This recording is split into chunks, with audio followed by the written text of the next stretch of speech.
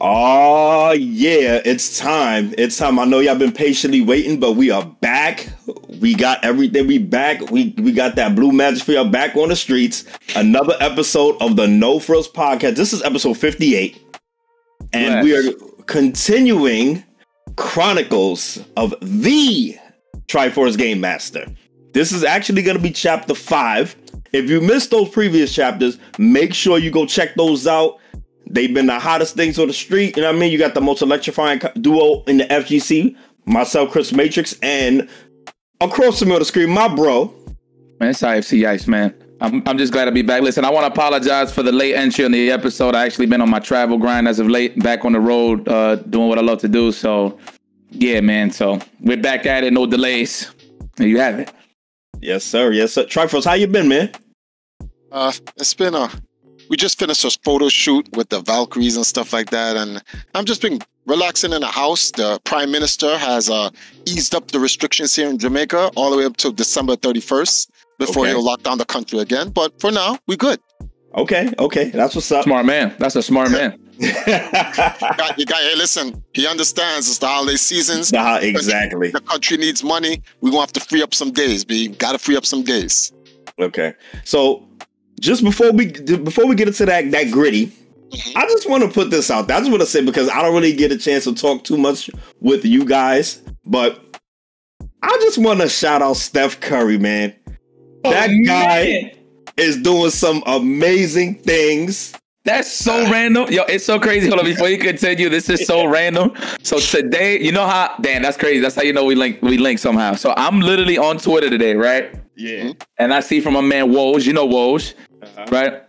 He said that he is clear for actual like practices. He was like doing like a full contact with like him and Wiseman. They was back in the rotation and training. Now he's actually like in the mix of shit. You know what I'm saying? Learning the matchups and, you know, all that shit, positions, plays, whatever the case is. So, like, he's definitely, I think, due to come back sometime in December. So, I'm pretty excited for Clay to come back. Yeah. And then the fact that Steph is playing that good, and then you bring guys like Wiseman back who plays the center, and then Klay Thompson, catch and shooter, of course. You know what I mean? And I know people are worried about his injuries. Obviously, like, taking it to the hole, he could possibly re-injure, whatever the case is. But Klay don't got to do shit but shoot, man. Yeah. So it's going to be scary hours, man, because they already cooking. They got the best record in the NBA. And then it might just get a little worse with Klay Thompson and Wiseman. So we'll see how it plays out. Shout out to Iguodala, though. I like how he's putting everything together back with the team. Just saying. Yeah. So the thing is, keep in mind that the person that the entire team's offense and defense goes through is the Scottie Pippen of that team. And that's Draymond Green. I just wanted to put that out there. I got much respect for Draymond. A lot of people think he's a bum. I never said that. I will say this about Draymond. We did speak about this, Chris. He is godlike, but he's like Magneto that needs the assist. He needs Doom and Virgil. He needs Storm and Silas. Yeah. You know what I'm saying? Yeah. So like, in his case, is Curry, Thompson, and everyone else. He has the IQ. He has the smarts. Yes, he is the utility man. His job is to make sure that the entire team plays cohesively. Yes. Chris, this is random. So wait a minute. Like Scottie Pippen. Let's just put that out there. Like Scottie Pippen. All right. I'm gonna let you have that. Nothing else though. Nah. We're gonna leave it on that. Yeah. I'm gonna let him have that. What you was gonna say? Chris, this is random. What made you think about that? I'm just throwing that out there. Because I just wanna put out that I do have a bias towards the little man in basketball. The PGs. So I appreciate the fact that the little man can be recognized as arguably the best player in the league currently. And because that's what's been in the talks. You know what I mean? Obviously, it's between him and KD. KD is 7 feet, freak of nature. We know how great he is, but skilled. It is extremely hard in American basketball for the little man to be like the main attraction and considered the best player in the league. The last person to do it before Steph Curry was Isaiah Thomas. Best person in the league? No. Steve Nash, brother. No, it's not about the best player in the league. He was never. Yeah, he was never. He was never. Player. I'm sorry. I thought you meant most valuable. I'm sorry. Yeah, but I mean, but in terms of Isaiah Thomas, in terms of not necessarily the best man in the league, but he led his team to a championship. Okay, yeah. If that's the case, then best player on his team. So Got Steph you. Curry is the little man being the best player on his team and leading them to victories. And he's led them to a championship, being the best player on the team. No other little man, I'm talking about like 6'3" and under, has done that. So besides Isaiah Thomas. I would like to put something out there. All right. Yes. So if we're trying to be, and we won't take up too much of your time. We just want to put a couple of things on the table regarding this. Right. Steph Curry, based on his ability, what he has brought to his team, what he has brought to the league in an age of big and mid-sized men, arguably is in the conversation of one of the greatest players of all time. I can put him in the same conversation with Michael Jordan and LeBron James. Some people see that as crazy, but let us take something into consideration. You see this nonsense over here? You see this nonsense, right? You see this? Look at this nonsense. Look, no, Steph Curry shoots the ball like an NBA Jam player on fire, like how Vince Carter dunks the ball like an NBA Jam player on fire. When you have a guy that comes down the court and you have to guard him from before the half court, you have to guard him. If you go, whatever, I'm gonna rest behind the 3-point line, he'd be like, you want to give me this half court shot? What you gonna do? That. And they're consistent. Something we never thought 20 years ago would ever be done. The NBA needs to make a 4-point line now. Steph Curry, everyone says, oh, LeBron James started shooting from that distance. That may be true, but no one was as consistent as Steph Curry shooting from that distance. They need to when they make the 4-point line, they need to name it after the Steph Curry line. And that's why I would put him as arguably one of the greatest players in the world, because that shot is dangerous. Michael Jordan talk about come to the hole. Steph is going to be like, I don't need to. You're going to play defense against me from half court throughout the whole game. Why? Because I can shoot from anywhere. Don't you understand? I put in that 0330 code. He's on fire.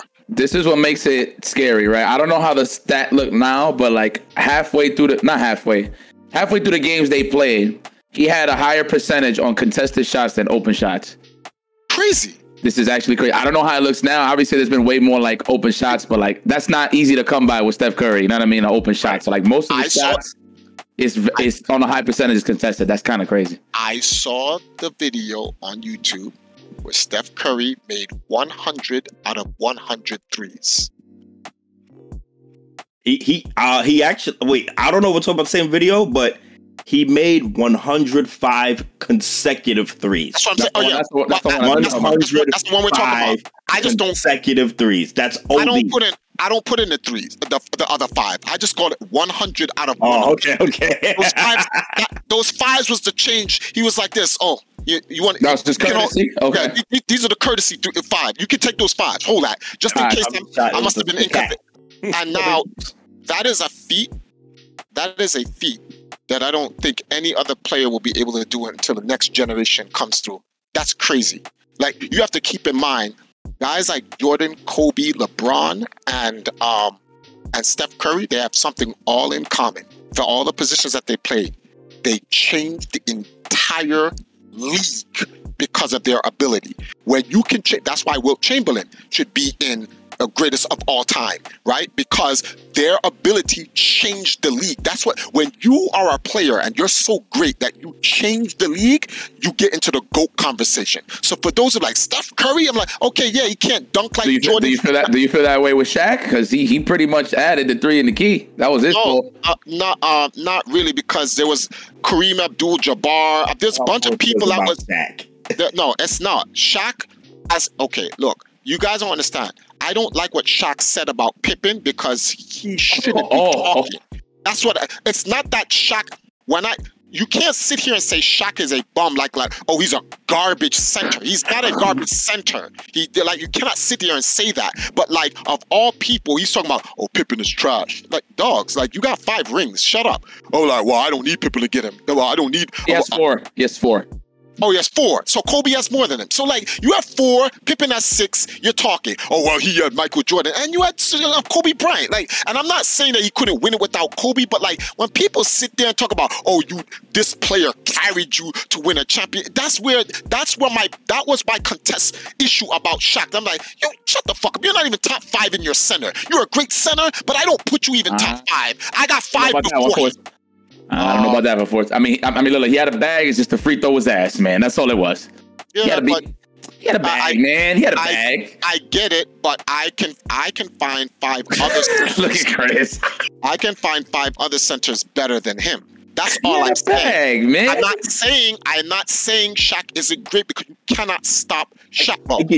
You can find 5 other centers more skilled than Shaq. Yeah, I know. I just said not that. Not necessarily overall better. Because Elijah Warren had a better bag. It sucks. It's corny. But his sheer size and power and dominance, it just has too much of an impact on the game. I put him as 6-man center. That's what I put him at. Coming off the bench. 6-man center. If there was an all-star game of centers on the team, Shaq comes off the bench. That's what I put him as. I'm not saying he ain't great, but he Tony Kukoc when it comes to centers. Right? Hold on. Wait, let me ask you this question. Wow. Is David Robinson one of those centers that you're putting above Shaq? All right, Elijah Wan, Kareem, Wilt, Durant, and power forward, brother. He don't count as a center. He's power forward. Come on, man. At his last position. Excuse me. I'm sorry. I said power forward. He's a small forward. Yeah. He's a small forward. Okay. He's just tall, brother. He's just tall. Yo, he probably only in top 5 because there ain't that many great centers that impacted the game like that. And that's the only reason why he got there. So I still stay 6-man. But yeah, I still put David Robinson over him, though. I would put David Robinson. Oh, my number one. He's David Robinson. Patrick. No, listen. Now, Pat, I have bias towards Pat. Let me not even speak on it. So if anything, you know what, Chris? Not me. Shaq would be number 5. That's the best I can give for him. Okay. He's number 5 of all centers of all time. Number 5. That's where he at. And he real close to getting put on the bench for talking that shit about Pippen. But let us start the show. Hold on. I got more. Hold on. Okay, we got more. To comment on what you said earlier about Steph being in the talks, I'll give you that. When his career is over, I think he'll definitely be in the top 10. Without argument. Anything else, someone can debate. Like, I'm not gonna say someone may want to say Steph above Bird or maybe even like Duncan or something. That can be debated. Steph is above Bird. That's not a question. This is how I look at it. Hold on. It's a debate, brother. Chris, let me grab the floor. It's a debate. Let me grab the floor. Larry Legend. It's a debate, and you can't. It's an argument. Now, the thing is, he'll be in top 10, no argument, hands down. And I'm not mad if he's in those talks of, top 5, 4 after it's all said and done. We'll see what else he does. You know what I mean? We'll see what else he does. But he looked like he right there at number 5 right now. Okay. Now, but I want to transition because I want to vent a little bit. Okay. My man Yipes knows I'm a diehard New Yorker. Facts. And he knows I'm a diehard Kyrie Irving fan. Facts. I'm as a fan, I'm severely disappointed that I'm not getting to see this man play, especially being that he's in my city, 45 minutes away from me with no traffic. Now, you blame Joe Biden for that. Go Biden. As a person, as a human being, I stand behind him 100% because he's getting ridiculed because he's in what industry he's in. When the fact of the matter is, you have tons of people going through the same exact situation of not wanting to be vaxxed. Like Aaron Rodgers? Yeah. No, I'm talking about regular people. I'm not talking about people in the spotlight. I'm standing out because they're famous and people want to see them play. So he's getting ridiculed. They said, just get the poke, just get the shot. But no, no, it's my body. I'm choosing not to. If we try to force a woman to get an abortion, we're going to be assholes. You know what I mean? So I respect the man for holding his ground, not wanting to get poked with something that he doesn't have too much information about off his hand. He just has what they tell him.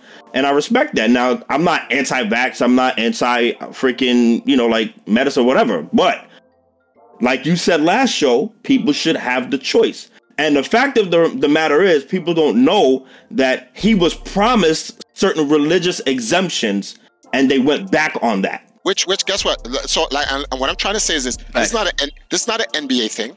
This is not a people thing. This is a Let's Go Brandon thing. He's the problem. He created this issue. This should not have been an issue. He created a fake mandate. The mandate was never even brought on paper. He made a fake mandate. Like, he went on TV. The shit never went through the Supreme Court. No, nothing. They just stopped the OSHA mandate. It was like the Supreme Court was like, whoa. No, Congress was like, whoa, hold on. We're going to put a freeze on that because you're wrecking up a lot of people's lives right now. And that's like, it's completely unnecessary. So this has nothing to do with Kyrie Irving. This has nothing to do with the NBA. The fans should understand that what he is doing, he is standing up for the God-given rights that he was given and promised by the greatest country in the world, the United States of America, where people are free to make choices, especially with their own body. So this got nothing to do with them. Let's go, Brandon. That's all I have to say, B. So, like, and it sucked that when the Warriors played the Nets, Steph Curry was getting cheered and getting MVP chants, and that's Durant's house, but yet their numbers almost mirror, but Steph Curry's getting the love. So it's unfortunate that the Nets, and my favorite team is the Knicks, but I support all New York teams. So it's unfortunate that the Nets cannot have Kyrie Irving there so that they can be at full force, because it would be an awesome season to see, how everything plays out. So I'm hoping something changes along, down the future. You know what I mean? I'm hoping maybe we'll get something called herd immunity, and then it won't be mandated anymore. Then the man can play some basketball and I can enjoy it as a fan. But we will see. Health. You shouldn't complain. At least you're not the Lakers. Hey, listen. But before we continue on this, before we get back to the chapters of the Triforce Game Master, so one thing I do want to give big ups to, so this is one of my favorite players. Obviously, people know I fuck with Paul George. A lot of people that don't sit well with a lot of people, but he's been playing phenomenal basketball. For real, yo. Loyalty, though. I respect the loyalty, Yipes. I respect it because wait, hold on. Wait. Let's not talk loyalty. I follow basketball players. I know they do's and don'ts. He fucked up a couple of times. The man went on record saying he was going to stay on OKC. The man went on record saying he was going to stay in the Pacers. We're not going to talk about that. Okay? I'm talking about the man's skill. He's looking great. Okay? Now, back to what I'm saying. There's one person that I've been watching this whole time. So you talking about the little guys and shit. I was thinking about it a lot. Just as he was talking about it, I fuck with Ja Morant hard. That's my guy. What's crazy is his percentage in the paint is the highest in the NBA. Not even a big man got a higher percentage than Ja Morant, which is kind of crazy. And I like his story. It's pretty motivational because they was telling him in high school that, you're little, you're not going to be slamming on people how you doing it in high school and juniors in college, et cetera, et cetera. On people in the NBA. The only thing I'm worried about Ja Morant is that he's going so hard in the paint that he might injure his career somewhere a little early down the line. That's what I'm worried about. But I'm not trying to put no bad juju on the man. I'm just saying that because I want to see his longevity that long. I mean, I don't know if you've seen like his past, like almost close injuries. Like he was about to bend his leg back and all types of shit. Like he been through some shit. You know what I mean? Trying to take it to the hole, trying to end people's careers and shit, but not knowing that he could probably end his. But that's he's got that Westbrook energy. Yeah, to me he's a hybrid of Westbrook. I said Westbrook. Whoa, Westbrook. It's Westbrook and D Rose. He's a hybrid of both. But let's just let this conversation basketball. I could go all day with this shit, and let's continue on with these chapters. Yeah. So last we left off, I believe it was the second great fallout. Correct? Yes. This literally we ended at the end of the second great fallout. Right, This and when we I were was in talking Ohio. about like health and Delta 13 and things like that. So we're gonna move forward with the next chapter. So Triforce, you have the floor. This is chapter 5 of Chronicles of the Triforce Game Master. Okay, guys. So where we last left off, Ohio, correct? yeah, I was in Ohio with Black Podrin, and him and his family, they really took care of me. All of my friends out there, Stan, Black Quo, all those guys, Kalia, those guys really it's kind of weird too. Like, Ozzy's like, I don't know these people from a hole in the wall. They know me through the Empire because of you guys, and then they just came through and they just helped me out. And so in those, and like I said, between 2013, 14, and 15. Well, the beginning of 15, it's really those 2 years. So much had happened. And when I was in Ohio, I had no idea what was going to happen. It was no difference like when we lost our Ark and I was still in New York. Before I even went to Greg's house, I'm like, people don't even know. I was literally living in Remix's house. Like, literally. Rest in peace, my guy. Yeah. Mm-hmm. Big shout outs to the most electrifying. See, you guys are the most electrifying duo, but he was the most electrifying gamer in digital sports entertainment. That was his line. That line was so godlike too. Yo, big shout outs to Remix. Yo, rest in peace, my brother. Yo, that's line so godlike. When he said that, I was like, man, you know where Remix can go with that, man? Shit. But it was. I stayed at Remix's place. It was me. Who else was there? Oh shit, Chris G. It was me, Chris G, Sherry was there. Wow, there's a lot of us that was there. And then the whole crew used to come over. Yipes used to just come through. Kraymore, Dominion, Katie's even came through at one time. And then you guys don't want to go over the bad part, but shit happened, and you know, he passed away and whatever. And somebody's it's so funny when he passed away and he went to his funeral. Someone says, Triforce, why weren't you there? And I was like, I wasn't even in the city. And everybody knew at that time I was homeless and where I was living. I'm like, I couldn't go there. And people tried to go on Reddit. I'm like, Triforce is a scumbag. I'm like, what the hell? And I stole $11,000 from Remix. I'm like, what the? You know, it's funny. I'm kind of glad Reddit's dead. I'm so glad, because that place is just a harbinger of shit. Like, for real, this shit is it just harbors shit. It's a place where anyone could go write anything, and then the sad part is everyone just believes it. No one. Man, I just look at it like this, man. There's been a lot of bad shit said to me about Reddit, man. As long as they feel better at the end of the day, go for it, bro. Because what can I say, man? You wake up in the morning, you brush your teeth, you wipe your shower, and you just say the first thing, let me go write about this guy. That just lets me know you ain't got shit to do with yourself. You know what I'm saying? So it is what it is, man. Keep speaking on me. I'm flattered. And so for me, it's like that was a dark moment, because I was like, I felt really bad that I couldn't go to Nelson's funeral. I really couldn't. Like I said, I nearly didn't even get to go to my own father's funeral. I was in Jamaica when he died. I had to call for an emergency. Hey guys, help me raise money. And the sad part is, when I got to America, and we buried my father, I had no place to stay. I didn't go, guys, give me enough money to fly down so I could get a hotel or a place to stay. I just got a ticket on a plane. That was it. It was one way too. And I just buried my father, and I was just in New York, jumping from Shati's house. I was all over the fucking place. So I had nowhere to go, and I was like, I'll just have to stay until I can raise enough money to go back home. And one guy was like, so why'd you go to New York on a one-way ticket?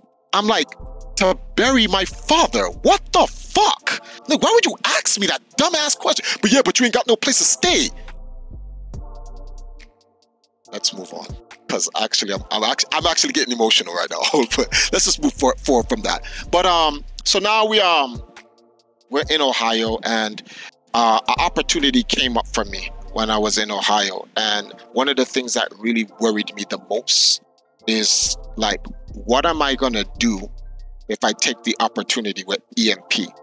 Because the way EMP was run, guys, you guys know, it requires Triforce to sit in front of a computer 24/7. Do all the marketing, do all the advertising, do all the proposals, do the networking, everything.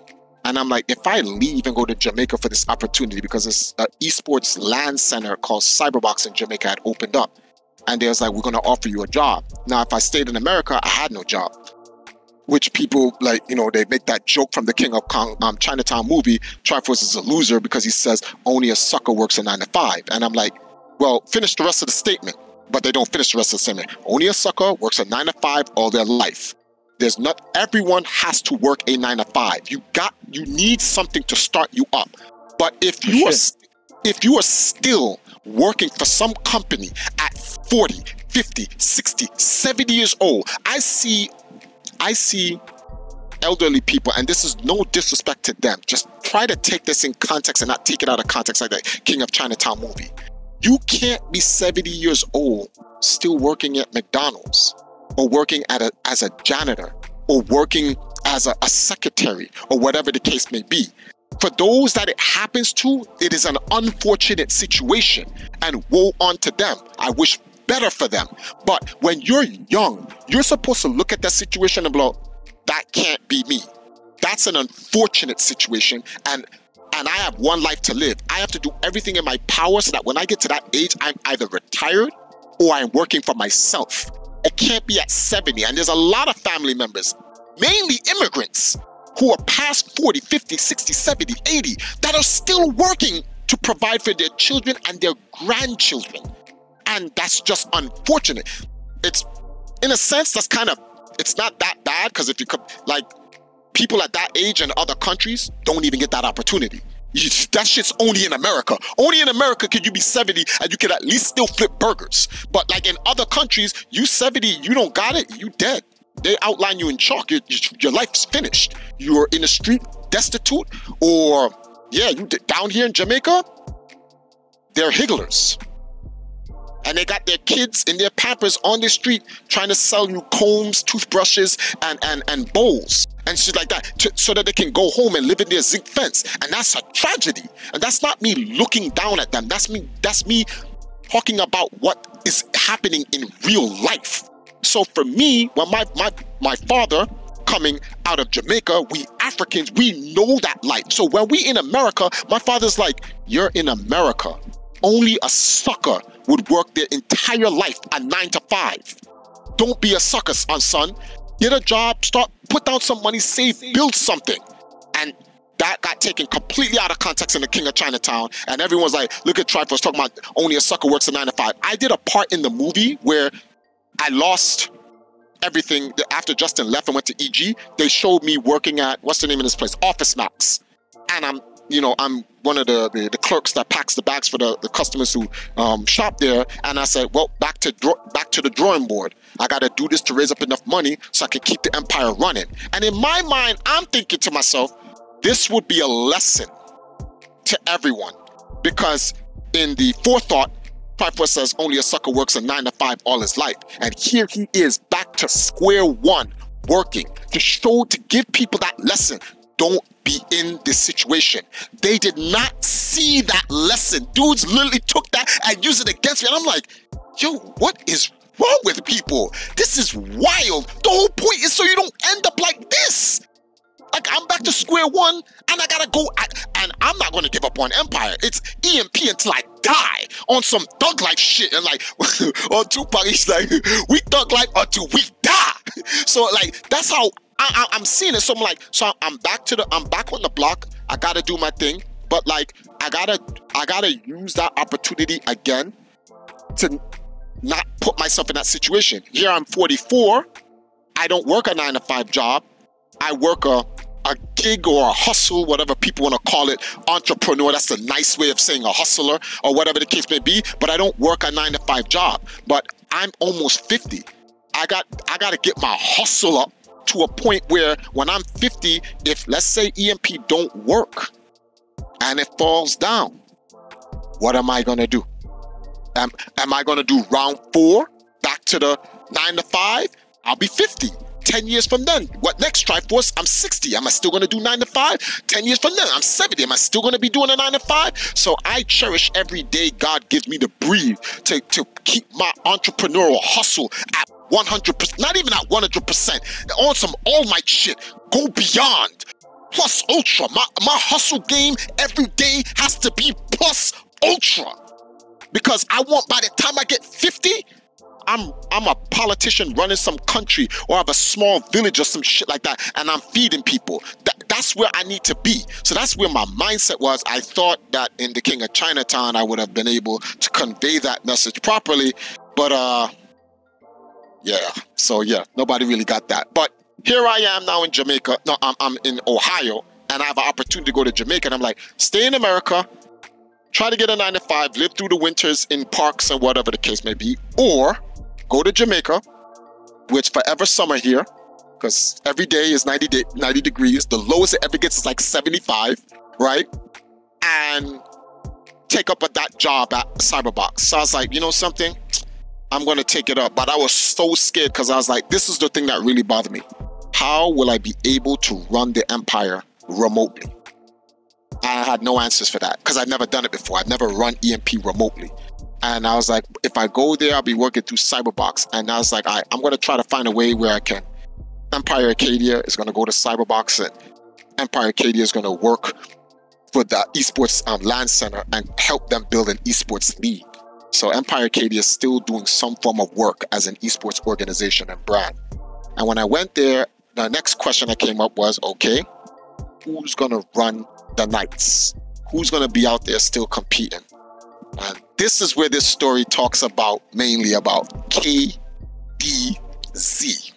Because that was the man of the hour. I came to him, I said, listen, where I'm going, I got to get my life together, and I got to try to maintain the brand and make sure the organizations keep running. But I'm going to need somebody on the battlefield that can still go out there and compete and represent the organization. And that's when he was like, man, I don't necessarily know what is it that you want me to do? And I'm like, it's one of those things, man, you got to learn as you go. Because this was a big error about me. I never, in the 10 years prior, because it was 20 plus years now, but at that time, well, it was like 15 years. In that 15 years, I never groomed anyone to take after me, which that was deadly. Because what if I die? Car accident, plane accident, or some shit like that, whatever. If I die, then the empire will be dead. That's not a problem anymore because we have Evil Jagan. Big shout outs to Evil Jagan. If something should happen to it, I literally put in a pro. I was like, Triforce, do you ever think about what would happen if you die? How will the empire run? I was like, oh shit, I never really did that. So KDZ was the guy that I said, I'm going to need you to help me run the organization from the fighting game division in the FGC. And boy, man, did the FGC give KDZ some shit. They gave him some shit. I don't want to really even say no names, but this is the No Frillz podcast, so we filing motherfuckers out here. So like, there's this guy called Tim from the Soul Calibur community, and he was like, him and KDZ got into an actual fight. Well, was it a physical fight or it was almost a fight? But like, Phil would literally, he'd go to a tournament, he's EMP, and guys would kind of be like, they give him like the cold show, like, why are you still running with Triforce? And Phil is like, because, Triforce has never done me wrong. I see his vision. I see what he's trying to do with the organization. I put in chips, in EMP. I want an Evo championship for EMP. And, he takes pride in what he has done throughout the years. And he's like, I still believe in the man. If there's a time I come where I just don't think it's going to work, then he'll leave. And there's no problem. But he's like, but I still believe in what he can do. And he just needs some help. And him and Tim and a couple of dudes, and they be saying some wild shit to him. And you guys see Phil's forearm? This shit is massive. And he'd be like, some guys be saying some shit to me, and I just look at them and I'm like, would you want to repeat that again? He's like, you want to repeat that again? And dudes be like, nah, be chill. And he's like, why do he used to ask me, why do guys want to? He's like, I'm a nice guy. He really is. He's a nice guy. You look at him, he looks like a nice little. My wife says he's a nice cuddly teddy bear because he came to Jamaica before. He actually been here in Jamaica, been in my house and the whole 9 yards. And it's like, he's such a nice guy. And I was like, nah, I've seen him angry. I was like, that like don't get confused with the image. I'm like, that shit go from 0 to 100 real quick. You fuck with his friends or family, this shit is some other shit. You be like, you get mind fucked because you be like, you can't see him angry. Like, and people like to test him because he just looks like somebody you can bully until he whoops your ass. And Phil plays tennis. And I was like, wait, what? And the way he plays tennis, he's moving on the court. I'm like, how your big body ass be moving around like that? Play tennis, bro. He plays tennis. I'm like, wait, what? One of his favorite animes is the tennis, Prince of Tennis. Yeah. And I'm like, what? And he's like, I love that game. He knows about Andre Agassi, that guy, and I'm gonna mess up his name, but he's the Pete Sampson, you know, he knows all the Federer, there you go. He knows about Federer. He knows about all these guys. He watches the Wimbledon and the tennis finals like how we watch the NBA finals. And he knows about all these guys. He's the one who told me how Andre Agassi from the Prince of Tennis, when they show you guys hit the ball so hard, the ball top spinned into the turf and went into the turf, just stuck right there. I was like, that's anime. That doesn't happen. Phil was like, what are you talking about? YouTube here. Yo, Andre Agassi did that in real life. I said, what the? I said, what the?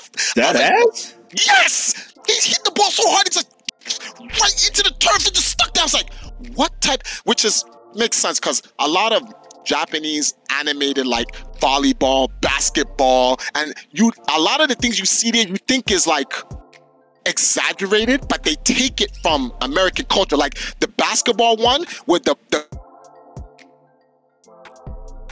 hold on.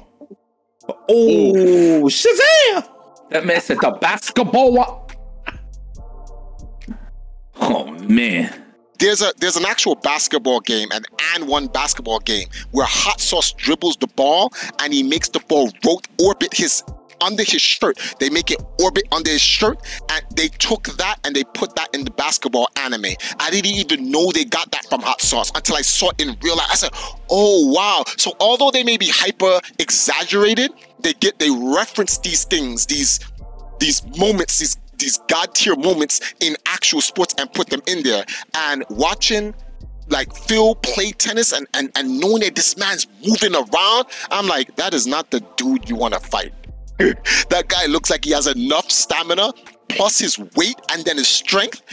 If you better be on your MMA shit or you gonna get rocked for real. And Phil don't look like one of those guys you hit him one square time in the jaw and that's it. You better better be nuts. Yeah, something. You better like this is almost like you fighting Big E. And sometimes I'll be watching him and Big E play around and they be with each other and they laughing and I'm like, yo, can you imagine them two fighting? That's like a whirlwind beat. So the fact that I said, all right, Phil, we're gonna put it on you.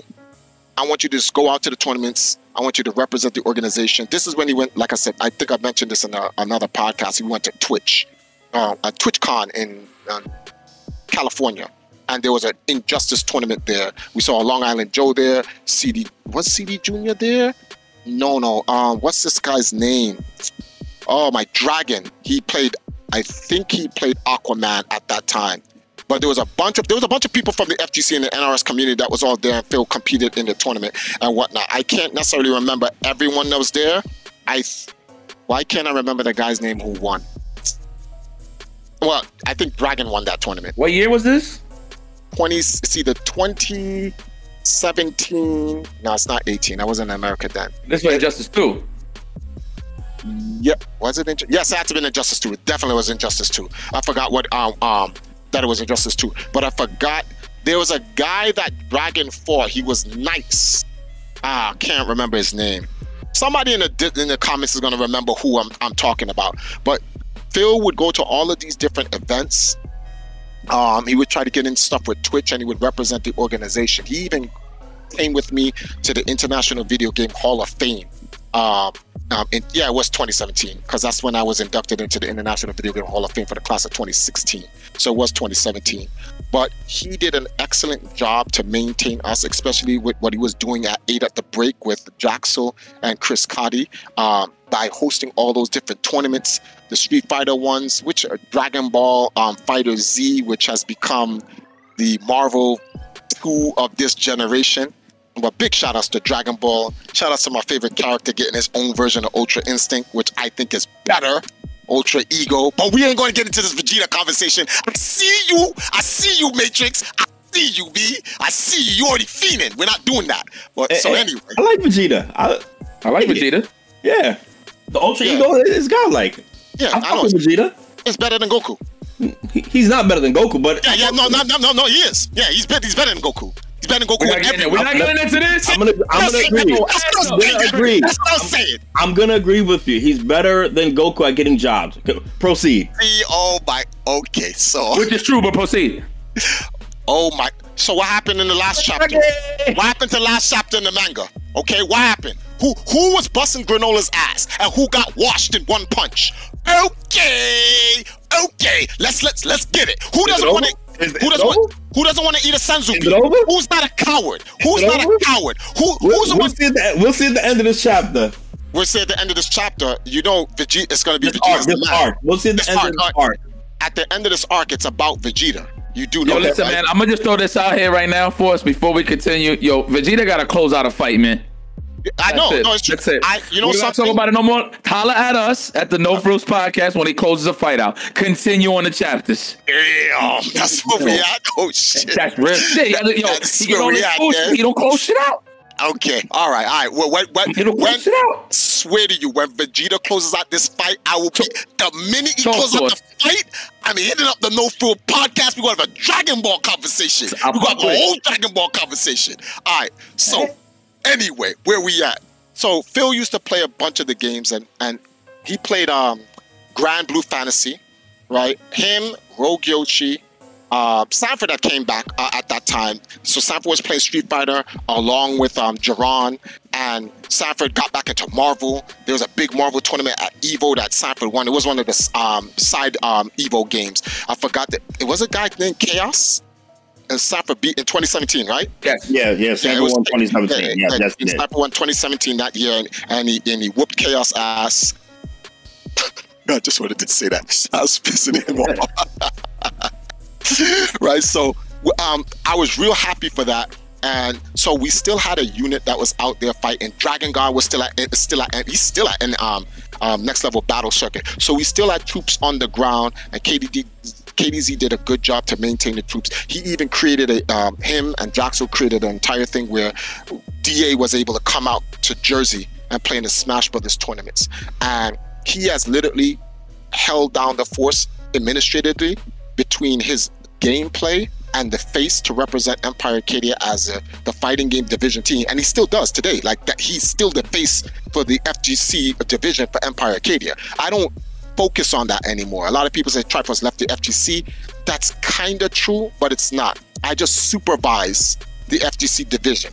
Because I'm doing other things. I am focusing on other aspects of EMP, like the Valkyries. Like I haven't streamed or uploaded a video in 2 years on the Empire Arcadia YouTube channel. My YouTube channel had 36,000 subscribers on YouTube.Empire Arcadia. And I left it for 2 years. Now it's down to 29,500. And the only thing I do is playlist stuff that I do for EMP out in Africa or with some of the Valkyries or here and there gameplays that I be doing. And I playlist them to the channel because I've just been focusing on the girls. And I'm gonna talk about the Valkyries, but I want to give them their whole own chapter, which is going to be chapter 8. And because the Valkyries of Arcadia they're leading the 3rd dynasty for EMP. Now, some people be like, wait, what? Why are you going to the girls and stuff like that? And they don't understand. No empire, no nation, no civilization, I would just say civilization, has ever gone anywhere without its women.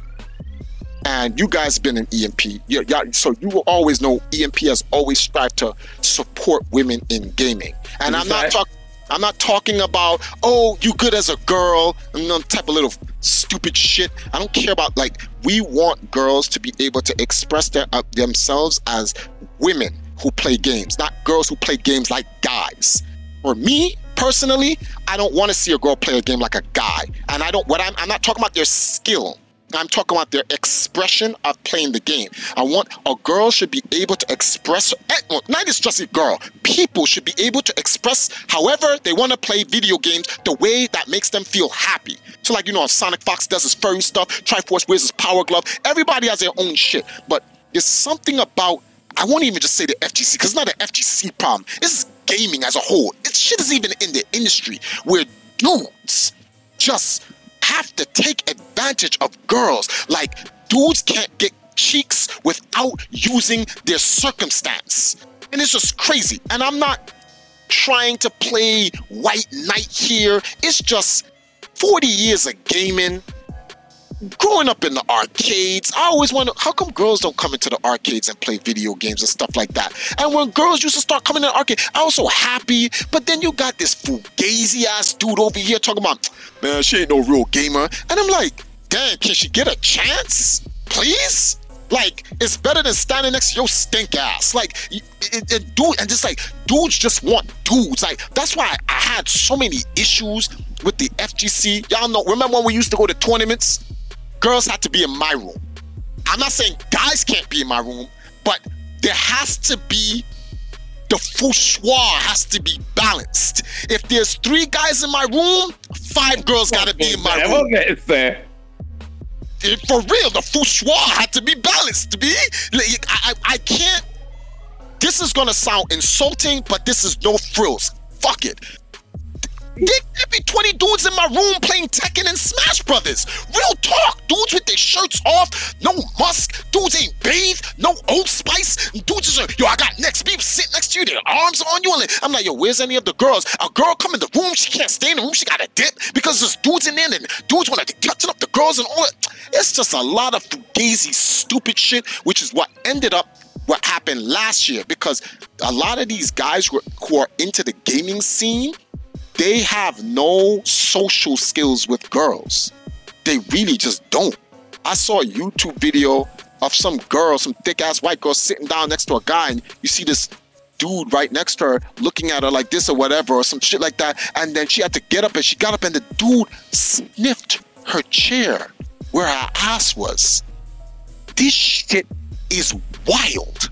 He went and he didn't know because the stream was shooting the audience, and they saw him right there. My man said, I went to sniff it. I said, no. Shit like that. And then when outsiders look into the gaming scene and they see shit like that, they go, when I go, yo, Triforce, what's up, man? What you do? I run an esports team. I play video games. And the first thing they do, they put me with him. Like, don't put me with him. The fuck out of here. You got me mixed up. Like, don't put me with him. I'm like, that is a loser who plays games. I'm a person who plays games. Like, I know me. Yo. Oh man, this man's letting that shit off his chest, boy. God damn it. He's heating up. Because it's just crazy. So for me, it's always been like, that's why VXG was such a big thing for me. That's why I went so hard in the paint with Rolando to get VXG done. Because I really believed that VXG could have been the platform that would have helped the losers of our scene develop some social skills and accept women into gaming. See, on a micro level in EMP, we had already did that. So I wanted to try to take that and try to expand it out throughout gaming. So we've had all types of girls in the first Empress Wildflower, which was my ex-wife. Then you have Nightmare. Then you have, first of all, let's not disrespect the OGs. You had Aiko and Q first, right? Hold on, just the one. Quidero, I got got you. Aiko, I got you. Norman, I got you, B. Don't worry about that. I just want to put that out there, right? So we had all these different girls in there, Fire Lotus, Persia, Branile. There's mad different girls that all came in.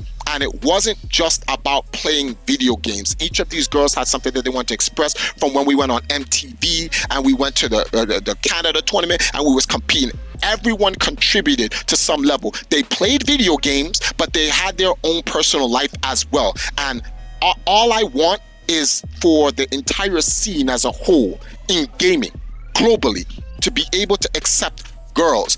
And I realize that they don't really do that.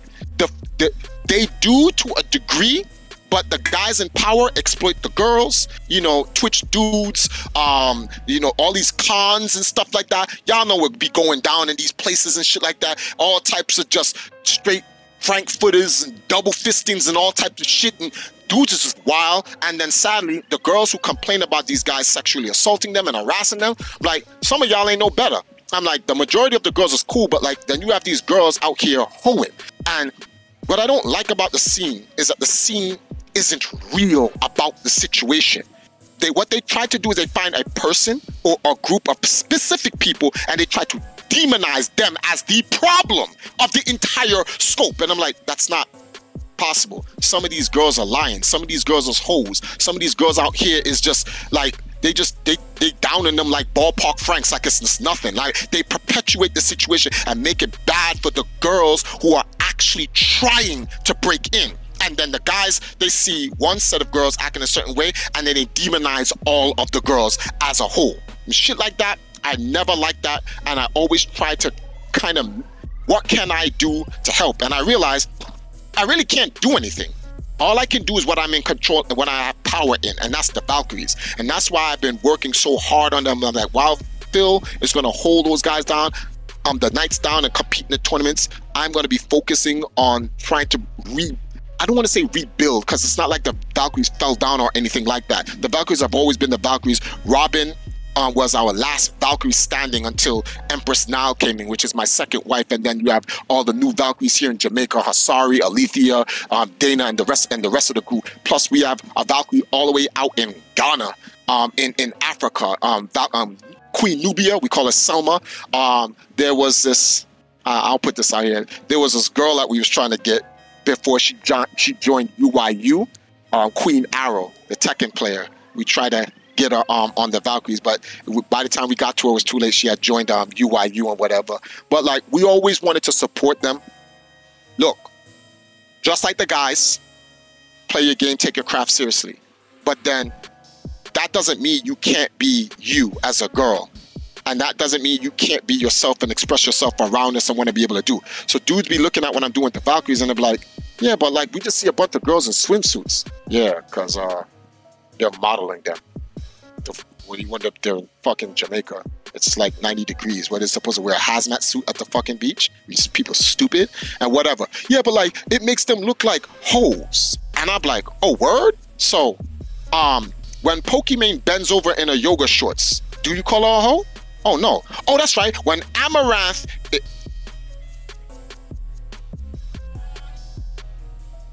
So, y'all already know. I'm not going to say anything. When Amaranth, when a lot of these girls do their things, does anybody attack them? No, they support them. So why is it... And this is the whole topic that, like I said, we're going to get into in chapter 8. Because it's that and a lot more. When girls of color try to get into the scene, it is so much harder for them. As men of color, right? It's hard for us. But we've been in this shit for a while. So we know how to finagle and the ski, and we know the matrix our way through the shit and dodgeable. But like for black women and women of color, this shit is like, you ever watch a movie, The Cube? You know those puzzles that get you killed? All right, so you watch Squid Game. You watch Squid Games. Everyone's watched Squid Games now. Which is... Have you watched, Chris, you watched Squid Game? Oh, yeah. Okay, so women getting into gaming is like playing Squid Games. You quote that shit. Clip that and put that online. Women getting into gaming is like them playing Squid Games. Triforce 2021. No Frillz podcast. Put that out there. I'm dead serious. So it's like the reason why I've spent so much time with them is because that's how hard it is. I have now been given the unholy pleasure, right, of witnessing the unholy. Yes, it is reading what guys write to these girls, listening to them talk to girls. I'd be like, damn.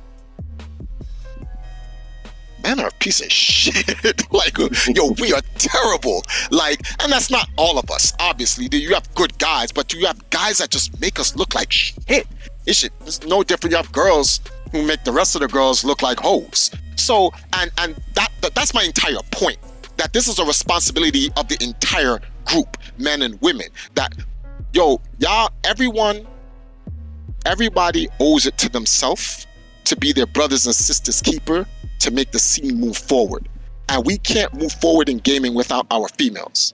So, you know, I hope that was like a public service announcement for those who want to do something. We'll talk more about that in chapter 8 though. But let's get back to KDZ now. So we're Phil running EMP. That gave me enough time to do some stuff in Jamaica, going in the Cyberbox Esports League. That's how I started to recruit some new Valkyries out in Jamaica and whatnot. And because I was like, VXG had failed. Me and KDZ did our best to try to like do everything to help Rolando. It's kind of funny. You know, the last podcast that we had, Rolando hit me up. He watched the podcast. Oh, yeah? He watched the podcast. He said, tell you guys good shit. Shout outs to you guys on No Frillz podcast for keeping it real and letting the truth come out. He's like, that's why he's a prime minister now. He had to get rid of those old motherfuckers. Nothing against old people, just that old regime administration. I mean, old in that, like, that other administration, not old people in the administration. You have to get rid of the old administration and bring in a new administration because they really did him some filthy shit. That shit was filthy what they did to him. That shit reminds me of the U.S. politics, B. Shit is dirty. Yo, shout out to Orlando. Yo, man, listen, pay for a vacation for me and my girl, man. We could talk about making things better, baby. I'm telling you, man. I'm all about, listen, let me tell you something. I'm gonna put this on record. I never had an issue with VHG, man. I mean, you know this. There was just a certain circumstance that me and Rolando, we was dealing with, you know what I'm saying? But that shit is squash. I don't got no problems with them. So, like, if you want to do this run back on VHG, let me know. We could do this 100 times better. I promise you that. Yeah, for sure. I told him, yo, do it. We can do this 100%, 100 times better. I'm gonna tell you that right now. He in power right now. He can now make VXG the shiznit what it was supposed to be. It can happen now, and that would also help towards, you know, stuff. They can have a cosplay contest, Just Dance contest. That's a lot of shit. That's literally what the girls are doing down here. They teamed up with the Long Island Gaming League. That's out by you guys. I don't know if you guys know about them. The Long Island Gaming League out in it's in Long Island, but it's out in it's in around New York. These guys have been around for a little bit. I think about 3 years or whatever. They're running an esports league, and they're sponsoring the Valkyries to host to usher in a Just Dance esports competition. But the girls are going to host their competition on the beach. So yeah. I mean, it is what it is, man. Look, obviously I'm a tropical brother. You know what I mean? At the end of the day, you know, let me just put this out there on record. Shout outs to Mono from Puerto Rico. This dude, you know what I mean, just always takes care of the people that he really fuck with. You know what I'm saying? Same thing with Sebastian. Damn, what's his other name? Damn, that's so fucking disrespectful. Francisco.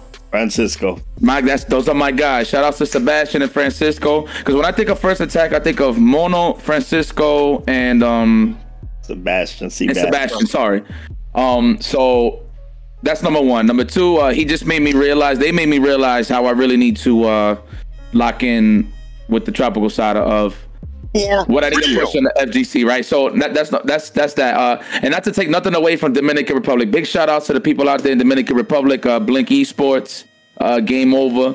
You know, let me just put it like that as a collective. PR and DR, they made me realize that I need to support my people a lot more. You know what I'm saying? 100 trillion. Now, mind you, not to say that I didn't at first, but I've just seen so much growth from DR and PR that I'm like, damn, I really got to get my foot in here and let people know that, you know, it's not only what's going on in America, it's what's going on in the tropics. You know what I mean? So I want to give a big shout out to Blink, just to throw this out there. We had a lot in store and a lot planned for the island of Dominican Republic, but due to the pandemic, we really couldn't do anything out there. So, yeah, man, just know in the future that is something that I'm looking forward to, you know, because I feel like America's in good hands, right? If you look at it, right? Like this America don't need no more help. They don't need no more help. Yeah. So like in terms of just really supporting my people, hell, everywhere else too, man. Jamaica, Africa, you know what I'm saying? Just in general, that's just something that we have to bring more awareness in for sure. Yeah. Right. Yo, Yipes. Your people need you. Your people need you. And Yipes. Dominican Republic got some strong players, boy. Let me tell you, man. I actually got something cool for people that don't know. I'm announcing it now on the No Frillz podcast. I did it on my stream. So for those that watch the can opener series, I'm always trying to do something new, right? And one thing that I am doing is go to the team tournament format in certain events. So Dominican Republic actually called out Team USA in a 10v10 in Guilty Gear Strive. Yeah, in Guilty Gear Strive. So they wanna play the best players of the United States.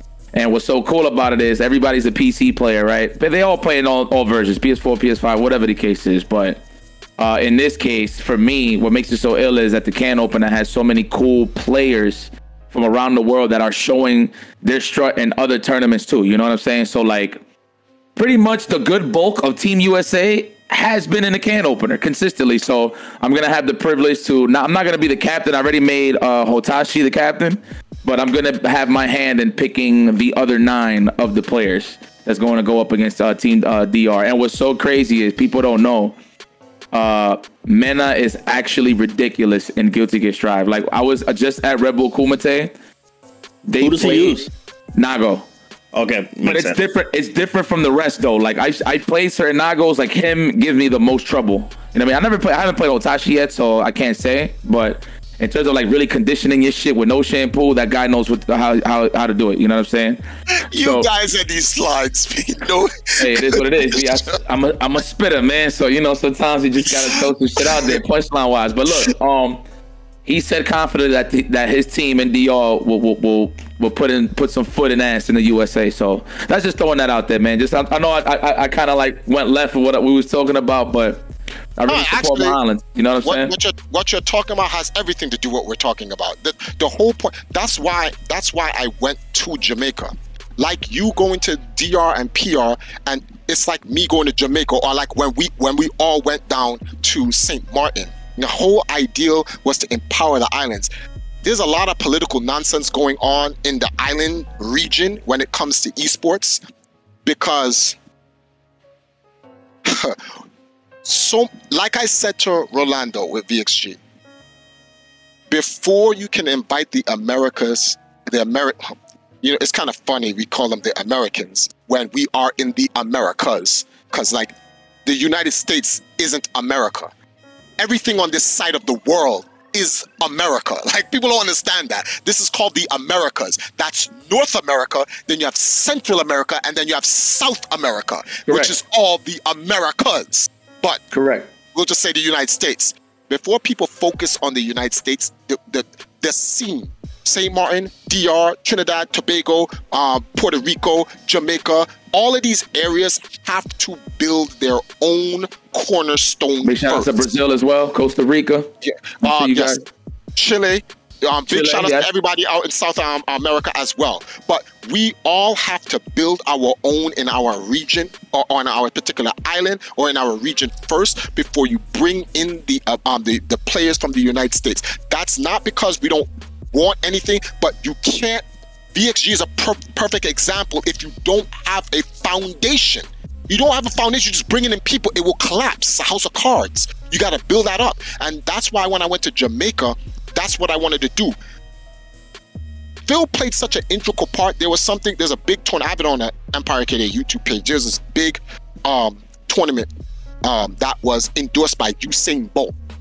Yeah, the fastest man in the world. Yeah, he hosted a tournament with a guy called Billy Z. It was called In Control. They had FIFA, they had Call of Duty, they had Street Fighter. Was that Mortal Kombat or Injustice? And I think it was Mortal Kombat. Yeah, it was Mortal Kombat because the guy was doing some stuff with Scorpion. And Phil came down to Jamaica. He spent like 2 weeks with us here. He competed in the Cyberbox Esports League. He played League of Legends there. I think either our team won league or got second. I'm not too sure. But he won Street Fighter 4. He won Street Fighter 4 in the teams. I think he won singles. I would have to... Phil, if you're ever watching this in the podcast, let me know which one you won at the Cybox Esports League. And then we went to the In Control tournament where he won Street Fighter 5. And it was godlike because he was coming back from losers too. And we went to the radio station. We did so much things down here in Jamaica. Because the purpose of Phil coming down here was to endorse what I was trying to do to build esports in Jamaica. I wanted to build a infrastructure strong enough for Jamaica. That's not to say Jamaica couldn't do it without me. Jamaica already had competitive gaming going in Jamaica, but it didn't have esports. And people have to understand there is a big difference between competitive gaming and esports. Competitive gaming has always existed. When the first game was made, competitive gaming was made. Anyone can host a tournament in their house, their backyard, whatever. Esports is a completely different animal. It takes competitive gaming and it builds a sporting infrastructure around it, which is why Walter Day's Twin Galaxy is the birth of esports.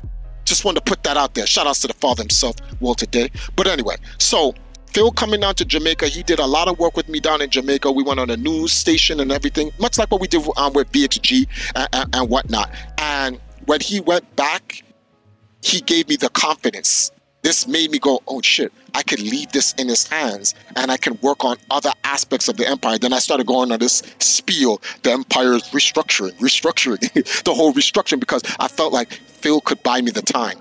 Because it's so hard to do everything, put on all these different hats, and then move the army at the same time. I can't move the army and then I can't run the judicial branch and then run the executive and then run the legislative all at the same time. It's so hard to do that. So here was an opportunity now where Phil was like, you take two, I got this. And he really blessed me with those years, 2016, 17, 18, and up to now. He still does it up to now. And that's not to shit on anybody, EMP former or now, and be like, oh wow, now he's just sucking on Phil's dick. I'm just talking about what he contributed. So, unbunch your panties. Okay, I just had to put that PSA out there. It's crazy. I have to always say some shit to cover my ass. I can't just say what I have to say and people just take the positive out of it. In any event, so we met with this group called the CPC down here in Jamaica. Oh, one thing a lot of people, well, the trifle is when you went down to Jamaica and you took that job, where did you go? Like, where did you live? And I gotta give a shout outs to this guy. This guy was instrumental. And a lot of people don't know him. I got to give him his credit. When I came back to Jamaica, I have an uncle down here. And we have a house. Well, we had a house. Now, this is just going to show you, you have relatives and then you have family. My grandmother, she died a long time ago, and she made a house for all of her grandchildren to stay in. Should anything happen to her immediate children's after she dies. My uncle, don't want to say his name, but for any family members that's watching, you know him. He got in charge of the house. When I came down to Jamaica, I had no place to go. I asked him, could I stay there? Since that was the house grandma left for all the kids. My man said, you're a grown man. I've been living in this house by myself in Jamaica for quite some time here, and I don't want you to come in with your problems. So I said, dead ass? I'm just in the streets? That's where I'm at? He's like, gotta fend for yourself. I said, it is what it is, B. It is what it is. Times is rough. But then I was falling off the cliff like this, and a hand came and grabbed me. And he's like, I got you. And I was like, yo, who that? And this guy called Rion Jefferson, Salgo Cometh. He uses a new Twitch name. It's called Gimme the Win. You can check him out on Twitch. I gotta give him props. When I came to Jamaica, I had no place to go. The guy said, you can stay with me. He said, I know all the stuff that you've been doing for EMP. He's like, I'm a fan, whatever. At that time, he's married now, but at that time, he lived alone and whatnot. He lived in a studio and whatnot. And he's like, you can stay with me. I had no place to go. I was like, I don't need, these guys not even paying me enough for rent. The man banged me out for a year and a half. Nothing. Just said, you here. And then that's when I met my wife, Empress Nile. And then, well, that was a whole problem because I had to get in good with her mother and the whole 9 yards. That's a whole story, but her mother was like, I'm a good man for her daughter. Now, some of y'all may be like, but Triforce, how old are you? I'm 44. Well, I'm 44 now. And he's like, how old is your wife? She's 24. Yeah. So, yeah. So for those who want to be like, are you rocking the baby's cradle? Fuck you. She's of age, asshole. I just like young women. Fuck you. How about that? Right? I met her and she was into gaming. What made me really, really fall in love with her is her origin story. She's like a tomboy and she likes playing video games, and her mother plays video games. And fire. Huh? Fire. Yeah, no. Okay, let me answer this. So it's funny, right? I be having these like talks with my girls and funny shit. Yeah. So all right, so you said her mother is a gamer. What games did she actually play? I'm gonna say Mario, but in that rotation was Pac-Man in there. Yeah, Pac-Man's in there. That's her. That's my mother. Yo, you know what's crazy? The reason I'm saying this is all OGs. Hold on, all OG females that I know that play games, and I know a lot of them. Yep. Right.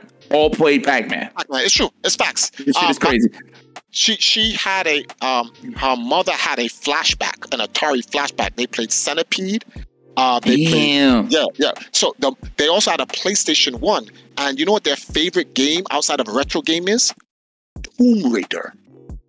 Yeah. You talking about what? Eidos Interactive Tomb Raider? Eidos Interactive PlayStation 1 Tomb Raider. It's funny. It's funny that you say that.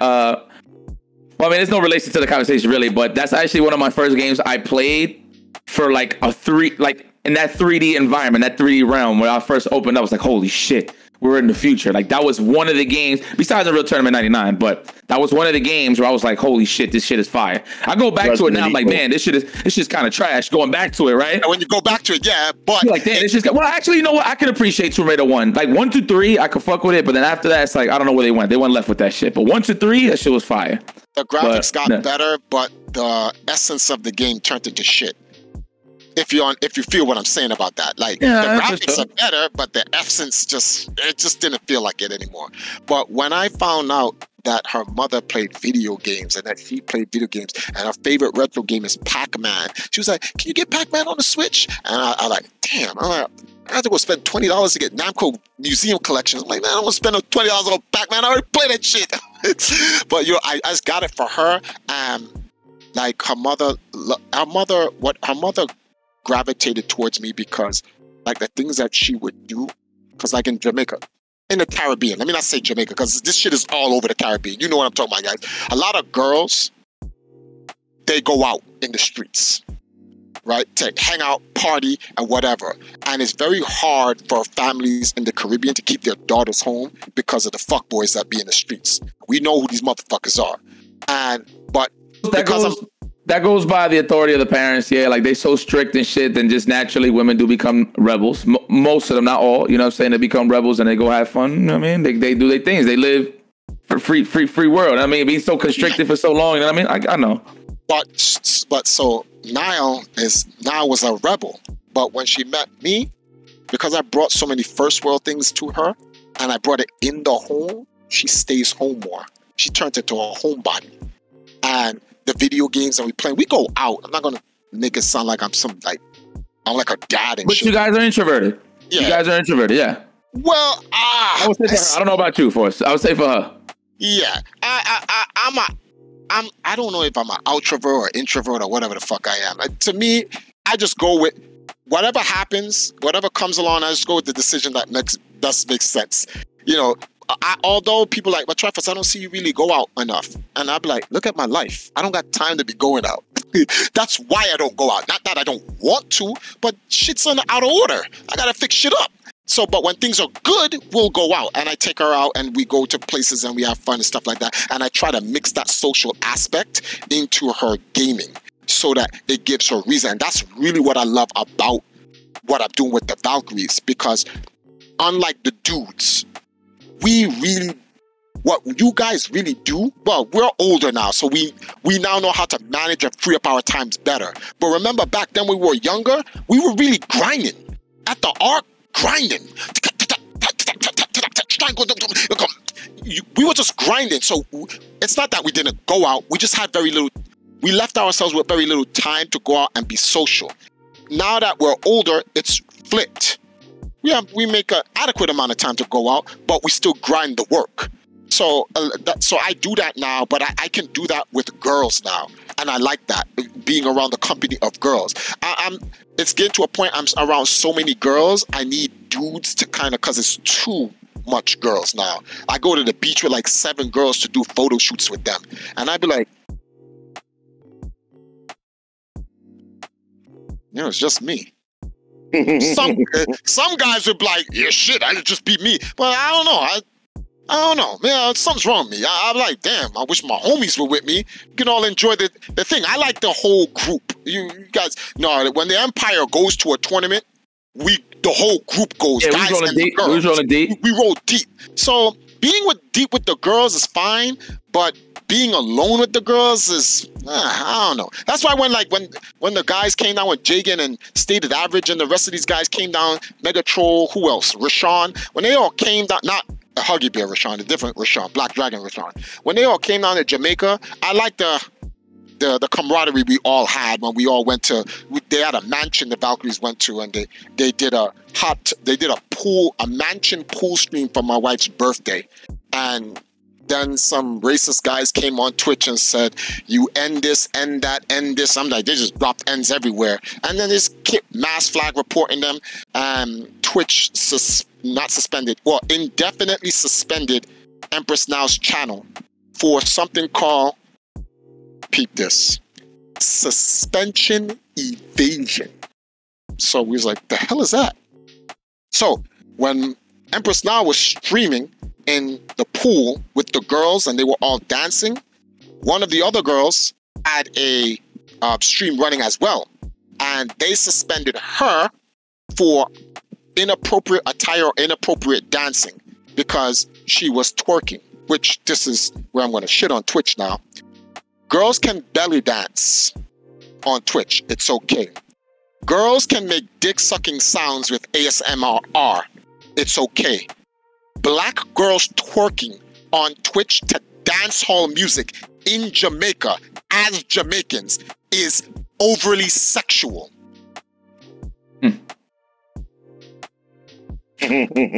Fuck Twitch.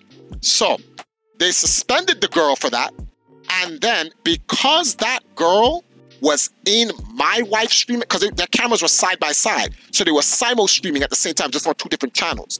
When they suspended that girl, my wife didn't know she was suspended. So Twitch suspended her for having the girl on her stream. But when I read the rules for evasion suspension, it says, when someone's suspended from Twitch, and you are aware that they're suspended from Twitch, and you decide to do a stream after they get suspended, with that same person, you're helping them evade the suspension they got. So I'm saying, okay, I can understand that. They want to try to stop people from like, oh, you lose your channel, I jump on my friend's channel. But I'm like, but in this particular instance, she was still streaming. The girl who got suspended didn't even know she was suspended. Nobody knew. She just stopped the stream and went to sleep. So the following morning, we tried to go back on Twitch. On.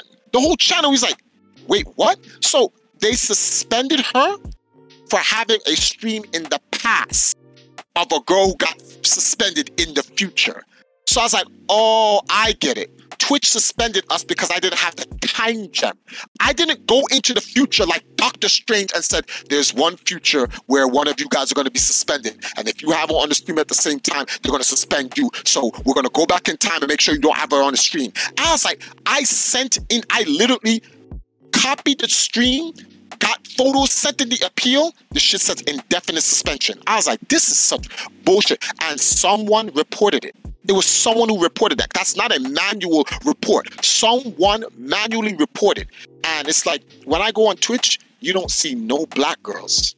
Well, correction. You see very few black girls, especially in the pools, hot tubs, and beaches section. You see very few. And we have a thing where the girls, they have this thing called Forever Summer, right? They go to the beach, the pool, hot tub, waterfalls, or rivers. They bring Just Dance with them. and they play, or 1-2 switch, and they play interactive games on the beach, the hot tubs, the pools, or whatever, and stuff like that. And they do that in their bathing suits, so you can see how sexy and hot girls look. I don't want to try. No, fuck that. I'm gonna plug my the Empress. You go on Twitter. You can check out her Twitter. It's Empress_Nile. It's EMPR3SS_Nile. And you can go on YouTube. It's just Empress Nile, no underscore, EMPR3SS Nile, and you see all the shit that they do. Now, some people are like, what that got to do with gaming? And this is the point I was trying to make earlier. So just because they play games, they can't go to the beach? They can't go out? What if they want to go out and they want to stream going to a club? What if they want to go to the park? What if they want to go to an ice cream parlor? What if they want to go to some mall and shop? They can't do that? Because, oh, you're a gamer. You're supposed to, like, yeah, she's a gamer, but she's human. Like, they can't do regular shit? No, they can't. And that's what I don't like about the scene. It's something like, it's like, oh, I saw this guy, this dude on Evil Jagan made a video about him, and he was like, I don't like the fact that these big titty chicks come onto the scene. This scene was built for us. Yo, when he said that, I said for us. Like, what are you talking about, B? Don't put me in your shit. I'm like, yo, how are you talking about? I'm like, this scene was built for gamers. It wasn't built for you or just me. It was built for gamers. And last time I checked, girls play video games too. It's just, do you know what it is? It's these dudes that just can't get girls. That's what it is. Dudes are mad that they see a dude with another girl and it's like, man, she's only with him because he's a champion. Man, if I was a champion, I could get a girl too. You know how many champions don't got girls? Like, dudes gotta leave the competition, come back before they can get a girl. Like, that's just the truth. I'm just shout outs to the Smash Brothers community, because I happen to a lot of them dudes out there. But like, this shit is real. Like, I know Smash Brothers gonna be hating me, but this shit is real. This is like, a lot of these dudes have to grow up first before they can get a girl. There are very few dudes that had the swag to cop a girl and get a wife and still do Smash Brothers. Shout outs to Wes. Shout outs to Mango. I'm like, but like, ain't a lot of dudes. Like, I'm just saying, ain't a lot of dudes, B. But like I said, when we were out in Jamaica, and I was working for the Cyberbox Esports League, I was able to get with TVJ, Hype TV, CBM. These are the television stations down here. And I was able to go on television. I was able to try to bring, we created a Just Dance Esports League in Jamaica. Empress now won the first championships. So she's like a national champion for Jamaica and whatnot. And she still play the game. She'd be busting out the mega stars and stuff like that. And we tried to get these other girls. And then we was like, yo, we need to find sexy ass girls that love gaming. And I'm not trying to cause a war between the United States and the Caribbean, aka the tropics. But the tropics, the women down here be, damn. United States, you got to step your shit up. Women in the United States, you got it, who play video games, not all of y'all. Like, some of y'all are already banging as it is.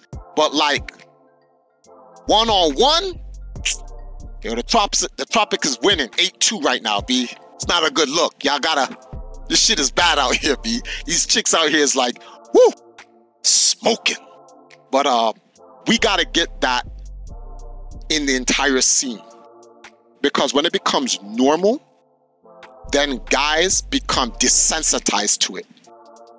They see a girl in a bathing suit, oh, she hot, she fired, whatever, and that's it. They don't, oh my God, they don't do that shit. You guys are laughing. Yo. You're laughing. No. I'm gonna tell you why I'm laughing. I'm gonna tell you why I'm laughing. Look, so I'm listening to you, brother, 100%. You know what I mean? When we having our story times, we'll be talking, but the way you be explaining shit sometimes, that shit is funny as fuck, bro. You're actually one of the most funniest people I know. Funny enough. Bro. Is it? Matrix, am I stretching when I say this? This is actually one of the funniest guys I know. Yes, he's like, yo, the Triforce, Dominion, way more. Yo, bro, your facial reaction. My man just. I was like, listen, but you gotta see how that shit look. Go watch this episode. You're gonna see what I'm talking about. Probably when I look back at myself, That shit look kind of crazy to me. I'm just, and I got the straight face the whole time, but sometimes certain shit I see, I got a crack. You know what I mean? Like, it's crazy that they're like that now. Now, let me speak on the guys that are like this, right? Because I don't want you guys to think that we hate you. We don't. We just want you guys to be better. And you guys need to be around more girls. And you guys need to try to consume content. I'm not talking about anime. A lot of you guys think relationships are like the ones you see in anime. That's anime, dogs. That's not how it works. Like, real life is different. You can't tell a girl, I'll save you, and start running down the street with the Naruto run and think she's gonna be like, oh my God, he's got the Naruto run and be. Stop it. Just stop. Like, this shit makes it look bad on us. We've been fighting for 30 years. 30 since the arcades to try to get this shit straight. Like, just stop. Y'all need to pick up some homies, something. Go hang out with a bunch of black guys, something. Like, shit. This shit is just. I feel sorry for some of them. I'd be looking and like, it's the emotion I get is a mixed bag. I'm part angry, but I'm part saddened. And I know that the only way I can just gotta find a way to help. One guy. First and foremost, I'm sorry to cut you. I'm not laughing at the subject at hand. It's just the shit. The way you are animated with this shit, dog, is funny. I'm missing shit. Because okay, I'm gonna show you how bad it is. Oh, man. And I'm gonna pick on Jamaica. There's a dude in Jamaica. I'm not gonna say his name because he said stop saying his name. You know what this guy said? He came on the Valkyrie stream one time with Now, and the guy said, all women are evil. So now I was like, what do you mean by that? All women are evil. You're all made here to tempt us. Just like Eve tempted Adam. I said, oh no, here we go. Oh man, my man's going biblical on your ass. Yeah. So so I had to jump in the chat. So I said, this is chat. Oh, this is, I thought this was in person or... No, it couldn't be in person because I'm like,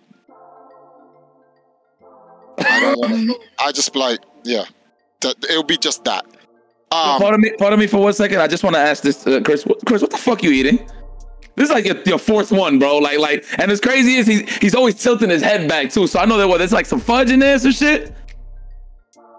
Oh, you know about those? Those come with chocolate, right? So it is chocolate. And it's little chocolate with like little shots of liquor in there. Oh, my man getting lit on the podcast, son. Eating some chocolate. Hold on. So be honest, you feeling it? Yeah, it's a little shot. No, I'm saying, are you feeling it? Yeah. You flip it over. And then you just body it with liquor with chocolate. What the fuck? You eat the chocolate. Bro, I literally seen him bust down, even before the show started. He must have busted down like 2 or 3 of them bitches. On camera, he must have busted like 3. I could be wrong. If y'all could keep count on the comments, y'all let me know how many of them shits he ate. Put a number count on the stream, like bring, every time he keeps busting them down. But the guy said, all women are evil. I jumped in the chat. I said, dogs, look, clearly you must have been one of those guys that had a traumatizing relationship or whatever. Yes, there are girls who can be evil and bad. No different from guys can be evil and bad. But you can't say all. My man said all. So I said, so your mother's evil? My man's answer to that was ALL, exclamation point. I said, yo, this guy's crazy. So I said, I believe it. I don't know what to help you. He says, all.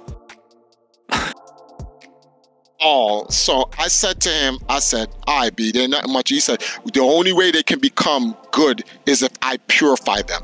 Whoa, yeah, that's a troll 100%. What does that mean? That's a troll 100%, man. Goddamn. What does that mean? If I purify them? In the waters of Lake Minnetonka? What is he I knew he was gonna say that shit too, man. Look, this is how I look at it, right? I don't touch up on these kind of subjects because, you know, me, I'm just very peaceful and I mind my business. But there is a bit of a disconnect for sure. I will say that. You know what I'm saying? I do know some men personally that do hate women in that aspect. You know what I'm saying? Because of traumas and shit like that. Hell, I've been through my own traumas, but that don't mean I'm gonna hate all women, man. Hell, fucking no. We all been through trauma, though. We all been through some shit. Yeah, I don't hate women. Like, listen, man. I know some very respectful women, intelligent women, and I know some pieces of shit women. That's just how the world works. You know what I mean? But you just can't put all of that on one thing just to shit, so you can just shit on every woman in the world. You know what I'm saying? Like that's a little crazy. You know what I mean? You're not really thinking a bit outside the box, but I mean, hey, it is what it is, man. There's a group. That's how they be thinking. There's a group. Jagan told me that there's a group on Reddit that says this for the incel groups that are on Reddit. They call themselves incels. They said that the world can stop incels by the government providing each of them with a girlfriend. The fuck? I'm not. Yo, whose man is this? What's his Twitch name, man? No, you mean the guy that told me about it? Yeah. No, the guy that was talking about all. Nah, I don't. Like we got into a beef, and then like we got into a verbal beef that leads to violence and threatening, because then something happened, and Empress now was like, well, you don't know the traumas of women when we have to walk down dark alleys down here in the Caribbean and blah, blah. He's like, y'all all over exaggerating like y'all going to get raped or something. So I was like, see, so I said, my guy, you need to, I said, that made me kick him from the thing, but I had to let him know that like you wilding out. A couple of my other guys from the group, they was like, yo, you talking a lot of shit. And then they started going like, yo, he's going to get his gun. And then it done got violent. And then, so we just deleted him because like, he's down here in Jamaica. It's not like this guy's some foreigner. So before shit gets out of hand, that's why I don't want to name his name. I just want to talk to you about like how crazy some people say some shit. I'm like, it's kind of funny because I spoke to him not too long ago. And I said, all that shit's watered on the bridge, leave it alone or whatever. And he said, yeah, but like you guys keep bringing up my name. And I was like, I'll make it sure that we'll never bring up your name again. That's it. So I'm not, and I gave him my word, I will not bring up his name again, so you can never say we're talking shit about it. I'm just giving you guys an example like that. Even down in Jamaica, there are guys that hate women. I don't really believe he hates women. I just believe he's so hurt by women that that's his expression of it. I don't really think men are. That just sounds like he dealt with some shit, not only with a close one, but like that's like shit with his family, like stuff like that. That sounds like a wild stretch. And this obviously not to. I'm only assuming here, of course, but that's not concrete. But when I hear some shit like that, man, I think it goes beyond a relationship, bro. To be honest, it does go beyond a relationship, and that is why I'm like, the thing here is that when they were younger, they never got rejected enough. And this is something about the gaming scene. So I'm not picking on the FGC. It's just the FGC has a lot of them too. But a lot of these guys have been so closed in and they only play video games. They never got to experience life as a human being with another human being of the, wow, we're in the PC age. I can't even say that. Of the other gender. Let's just say that, right? They're just with their boys and they just play video games, so they can't do anything. So when they finally meet a girl, those emotions come up and they don't know how to deal with them. When you're 12, 13, 14, 15, 16, shit, you could be a late bloomer, 17, 18, 19, 20. I'll give you 21. But after 21, man, you should have gotten enough experience out on the battlefield. You can't be still 12 at 21. Dudes are like 12 at 30. And it's like, that's wild. You know, and this ain't even protect them or nothing like that. Just people are just raised a certain way, man.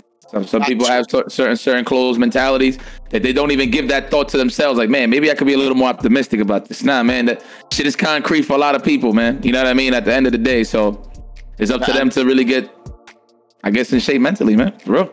And that is why it's going to be hard for the scene. The scene can help if the scene fosters that environment. And it is. The scene is kind of fostering that environment. They started with the games, right?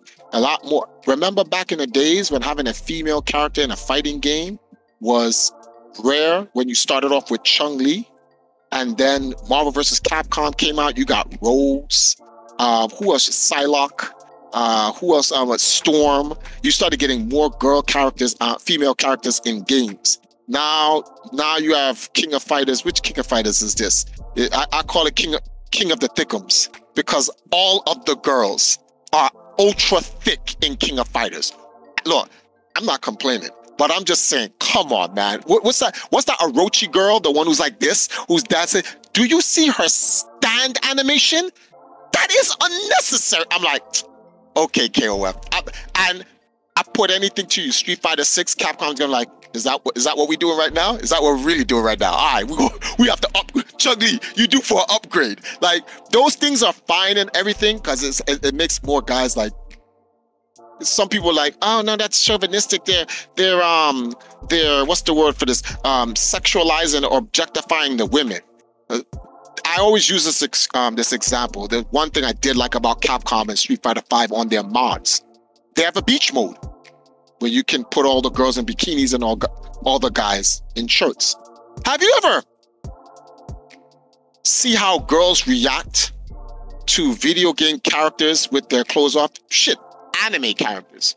I know girls that flip their lid when anime characters take off their clothes, or like Ryu and Ken and Bison, and who's this guy who's always Gil going to the beach is Gil, period. Gil's always at the beach because he always wears that freaking diaper or whatever he is. But the man thong, yup. Yeah, the man thong or whatever. And I watch girls and they're like, damn, and he tall, look at his hair. And I'm like, well, I can understand how they feel when we be sitting there like, damn, she thick. But like, there's nothing wrong with that. I don't see anything wrong with it. I don't understand why people have a problem with guys appreciating a woman's body. That's like guys having a problem with girls appreciating men's body, which I guess gay people are the only neutral people in this entire thing, because they be like, well, I think they both look good. They don't have no problems with either or.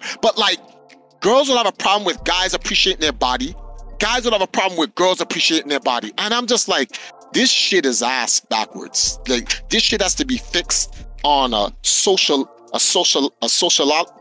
sociology level. There's so much things that's wrong, and this problem is mainly an American problem, because outside of America, nobody sees a problem. Everyone's like, yeah, whatever. Yeah. Oh, look at the double D's. I know a character got bigger, but they don't be acting like what I said earlier. She got double D's. They don't do that. That's really Yipes is trying to hold. That's really un-American.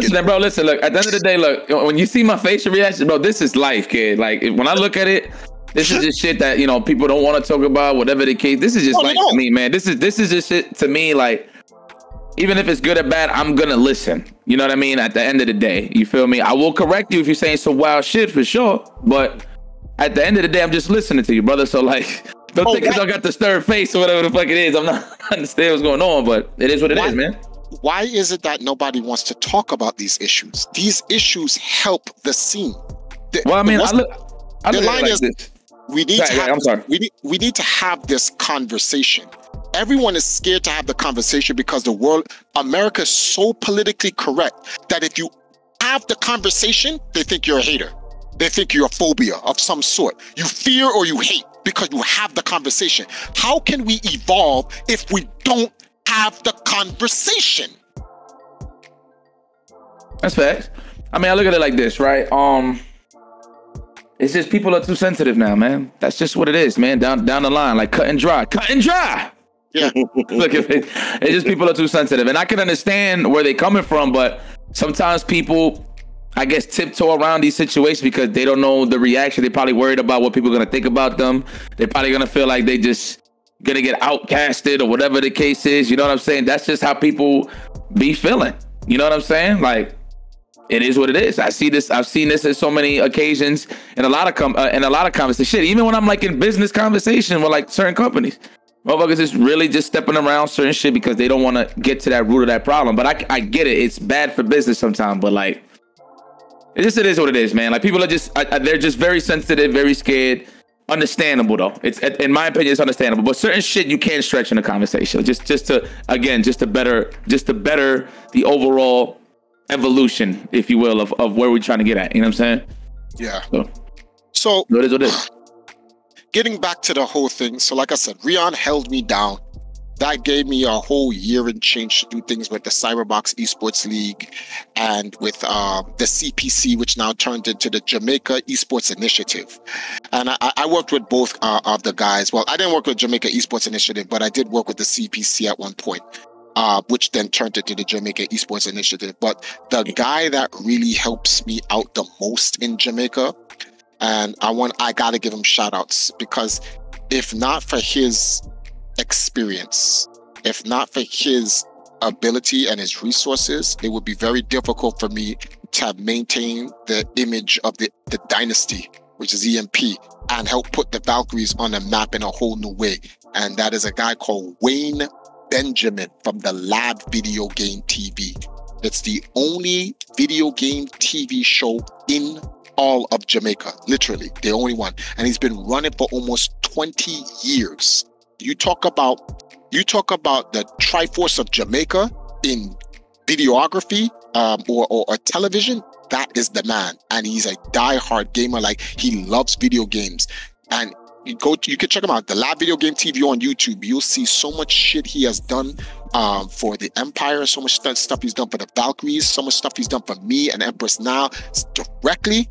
Like, that guy, his channel needs to be supported, because his channel, the things we do in gaming, not only does it go on, he puts a copy on YouTube, so people, for those who rather just go to YouTube, but Jamaica, most of the Caribbeans is still, well, in the poor ghetto parts, they mainly run on television.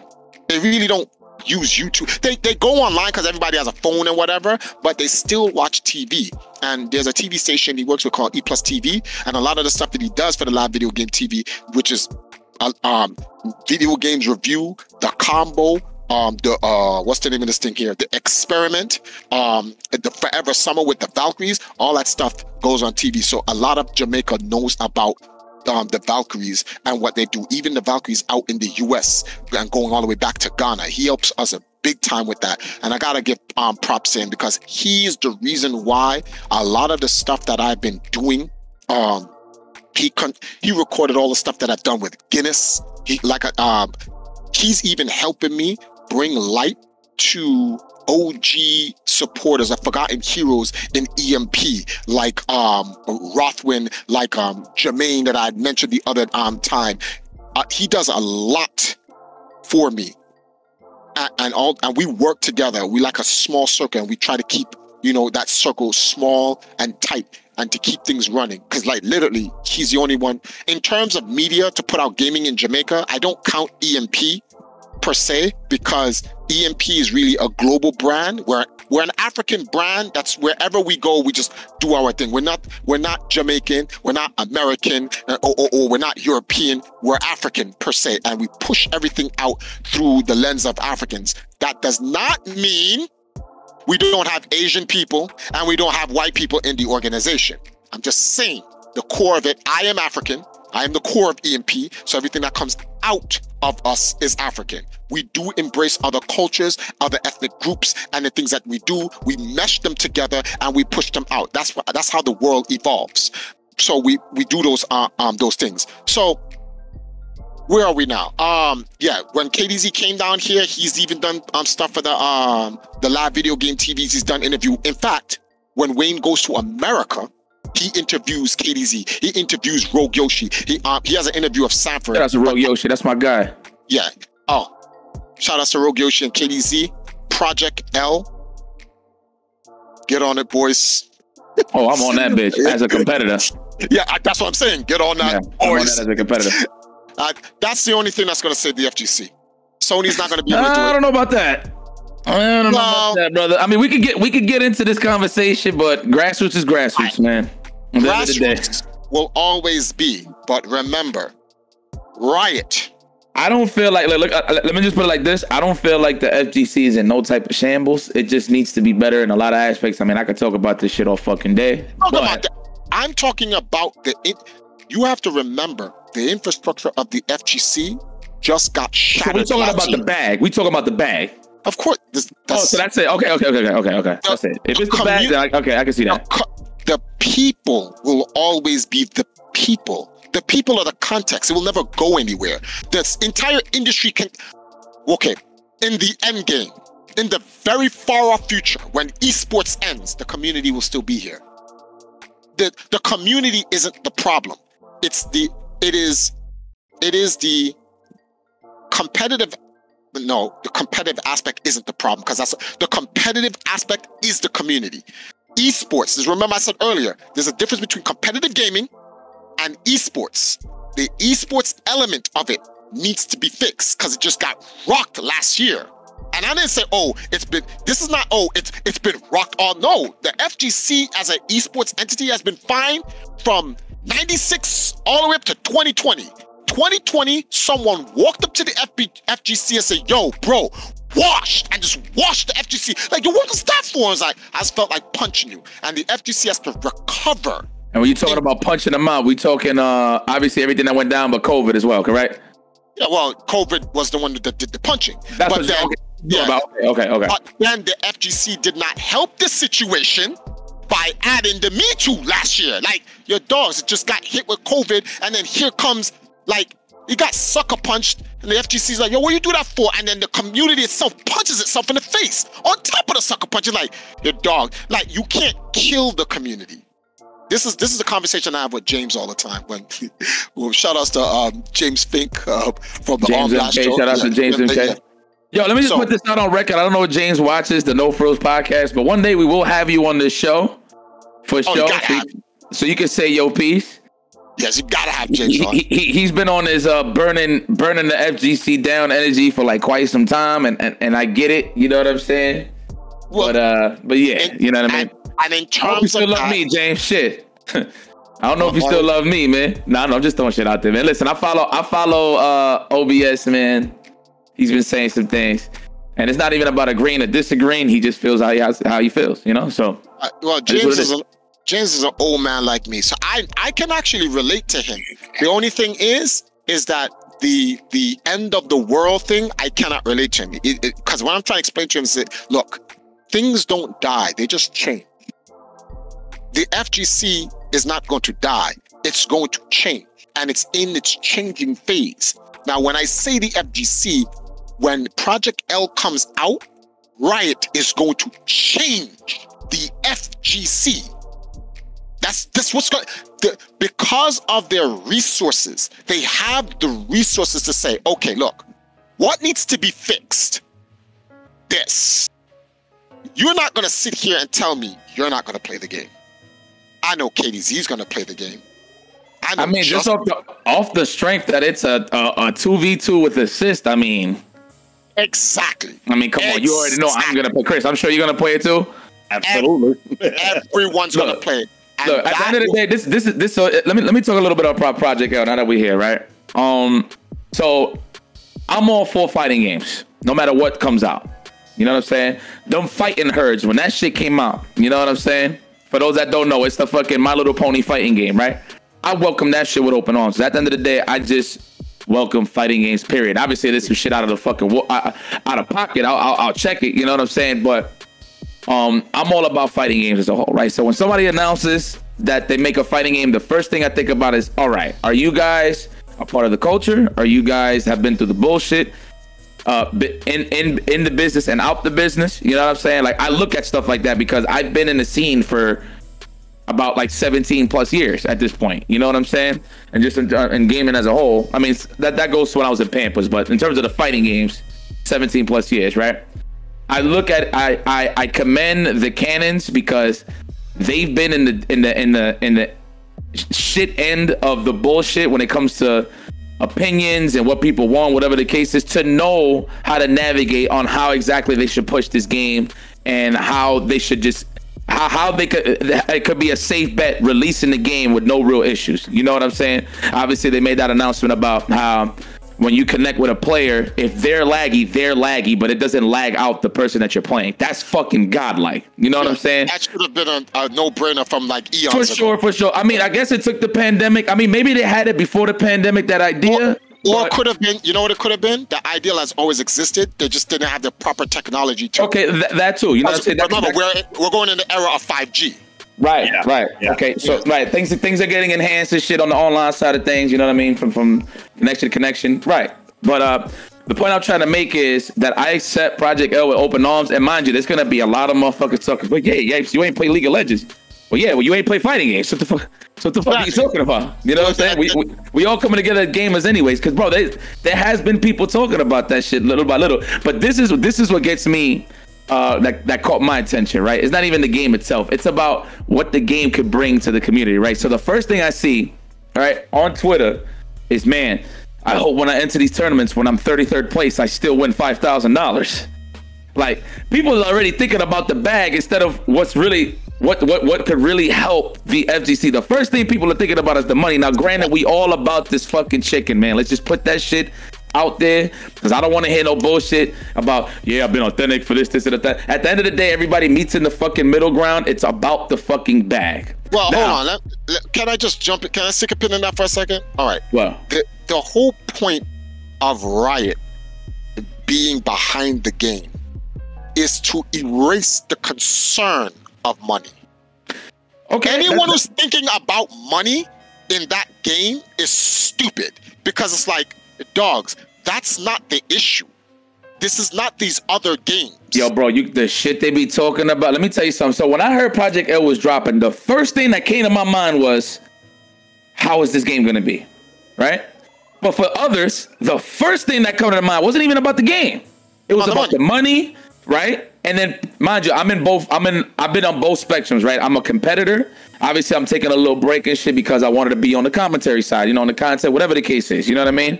I just wanted to do stuff that I like, and that's what I did, right? Even on the commentators end, there's people talking about, man, who's gonna be the commentators? Who's gonna do this? And I'm just there like, bro, like, y'all really worried about this shit? The game ain't even fucking out. Like, like why y'all even worried about it? We don't even know what the hell is gonna happen with the game. The shit could come out and it'll be trashed the first month and people could be upset. Who knows? That's not what I'm saying. You know what I mean? But that could be a possibility. You feel me? But obviously, I'm more comfortable on that end. I'm more comfortable because the Cannons is involved, and these guys, and this is what I'm talking about. The developers that are involved, the Cannons, it's very important. I don't think people understand because they've been there since the beginning. They come out from the core of the FGC. This alone should have been the sign that says, okay, look, Riot took a good step. Why? They got the Cannons. For those who are new and don't know, the Cannons are why you have an FGC globally. Some people will say, "Oh, that's messed up. What about this guy?" What? Look, I'm not saying Big E. I'm not saying in terms of bringing them under one roof. The fighting game. I'm gonna say this: Tony Cannon, with the exiled one, that's his name from now on, and Seth Killian. Also, put in Chris there. Chris Lee. Yeah, those guys, they built the FGW, the fighting game world. Not Super Battle Opera, not some guys from Korea, not some guys from China, not some guys from Japan, not some guys from Europe, not some guys from Africa, from the United States of America. Those guys built the fighting game world, period. Riot going to them. I will give it to two people. I'll give it to two entities. But at one point, it was just, I guess I could say two juggernauts, and this is coming from the old school, okay? Yeah. It was Evo and SBO. Those are the two that was just like OD. Okay. You know what I'm saying? The reason, okay, so let me explain SBO. It's the same reason why I don't put Big E, I don't put Larry and all these other guys in it, the guys that made the T-Series in Canada, etc. When the core was being made, we're going to be on some Lord of the Rings shit. In the Tower of Eisenhower, the five gods that stood around, the nameless one, the in-betweeners, light and dark, Tony Cannon, Seth Killian. We're just gonna call him Amon-Ra Seth, and then we're gonna call Chris Lee the Moon God. The gods poured their powers in and created the cauldron of the FGC.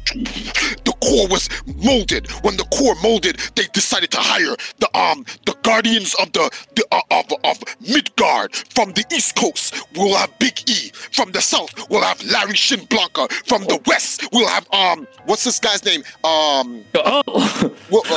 No, I don't want to say Alex Valle because Alex Valle was a part of it. He was a heavy competitor at first. We talking guys that was doing tournaments early on. Early on tournaments. Yeah. So you'd have to say, well, then who would be out in the West? Because then you have a lot of them. You have Watson. You have oh my God, why did I forget his name? Oh my goodness, who's the Asian guy? Oh my God, why did I forget his name? He's Bang bang. Shazam! Shazam! He said, "Bang bang." Oh, bang bang. You seen this? That man hit him with the swing. He double snap. Oh yeah, get that shit fixed. Oh yeah. You see the two little boxes? We had this. Yeah, I was like boxes in the Discord trying to form a human. What's this guy's name? Oh my goodness, it's an Asian guy that Justin fought. He was supposed to fight Alex Valle, but he ended up fighting the other guy. Man. John Choi. Thank you. Yeah, that's what I meant to say. So it's like, okay, so let us restart again. I'm gonna stay in this pose right here. Let me know. You good, man. Listen, we doing this shit live, baby. We good. With the fuck ups and all, we gonna get all that shit. This don't make sense. Okay, so John Choi out in the West. So these were the guards. These were the guardians of Midgard. These guys all supported what they made. That's why I'm saying that they created the fighting game world.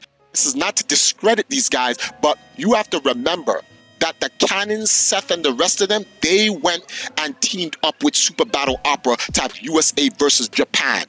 Those guys worked with Super Battle Opera. That after Super Battle Opera was gone, when they had Evo, they went back and made Evo Japan. You have to credit those who you have to for sure. You have to I meant it more so the two juggernauts we kept an eye on back in the day was SBO and Evo. That's what I'm saying in terms of that, because like obviously SBO was showcased what Asia had to offer. Like, oh my God, these guys are ridiculous. I wish these guys would come to America, and boom, Evo was the place, right? Or B5 at the time. Evo, let's say B5 Evo. Let's just say Evo, but that gave that opportunity for that to happen. That's what's so cool. Like, first time I heard of Daigo was Evo. You know what I'm saying? And what's funny was it wasn't even as a Street Fighter player, it was as a Guilty Gear player. That's the funny part. That's what's funny about it. And mind you, this, and not to label him as a Guilty Gear player, that's just a fighting game god, period. But like, that's when I first heard of him, and then I just seen that he played other shit, and I was like, yo, goddamn, this guy's fucking nice. Who else is nice up there? Then we know guys about Mago. We heard about Mago. We heard about Onuki. You know what I'm saying? We heard about what's this guy's name? Eno, I think his name is. He played CVS 2, right? I think it was K Groove and shit, right? And I'm learning this based off the people that was, you know, before me, like guys like Arturo, like Sanford, Jerron, such and such. Like you, of course, you know what I mean? Matrix put me on to shit like that, you know what I mean? Justin Wong as well. But just looking back at that time frame, it was a beautiful part of the FGC, because those two entities, in my opinion, is what really made shit stick in the FGC when it comes to the international side of things, and just the diversity overall. Like, we already had the diversity in terms of like America, and I say, let me just say New York, Chinatown Fair, and of course, like, you know, SoCal, Midwest, just everywhere, you know what I mean? North, South, East, West, the whole compass roads of America, we already had that diversity, you know what I mean? We had blacks, we had Asians, we had white, everything. Literally the whole rainbow was playing the fighting games, you know what I mean? So just that you know what I mean? Link up. Evo and Super Battle Opera was a true East and West of the world. Fire. In terms of the hemisphere. They were the East and Western hemisphere fighting against each other. In America, you had the East and West Coast, and then you had the North and the South as well at the same time. But like I said, John Choi, Larry, Big E, Watson, who was out in Jason Wilson, Midwest Championship. Midwest Championship, Jet Fee. You had all these guys. These guys were all, like I said, these were the Guardians, the Eternals.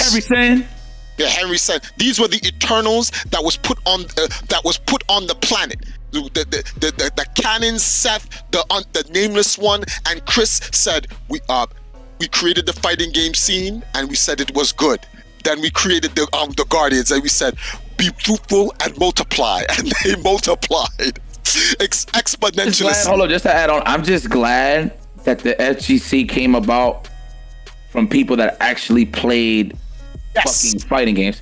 And mind you, this wasn't something that people was looking at as a business back in the day. Don't get me wrong. This is literally a fucking community. Yeah, gamers who turned businessmen and said, we're going to take our scene and we're going to develop our scene into something professional, which is what esports is. That's why when I tell people, oh, esports? Well, esports been in the FGC since 1996. Once the Cannons and them was like, yeah, we're going to put together an event against the Japanese, and fighting games became esports. Prior to that, it was just competitive gaming. But fighting games became esports then, right there, because they turned competitive gaming into a sport. There's a public venue you go to, there's a competition. We didn't have the internet back then like that, but we had VCR tapes. They were recording tournaments and putting them on VCR tape for media consumption. That's business, that's industrial. That's what that is, and people don't understand. That's what makes it esports. I'm like, so you had then, so I have to say this because I don't like this whole, esports came around when Riot came around. Whoa, calm down. We're going to slow that down. Like, we're not going to disrespect the pioneers. There's going to be a lot of new folks that's going to feel that way, for sure. You know what I'm saying? Okay, but I can't blame them because they're not educated. You know what I'm saying? So it is what it is. They're not educated on the matter, excuse me, because, people are so sensitive. I see what you mean I'm not educated? Yeah. In the matter. Excuse me.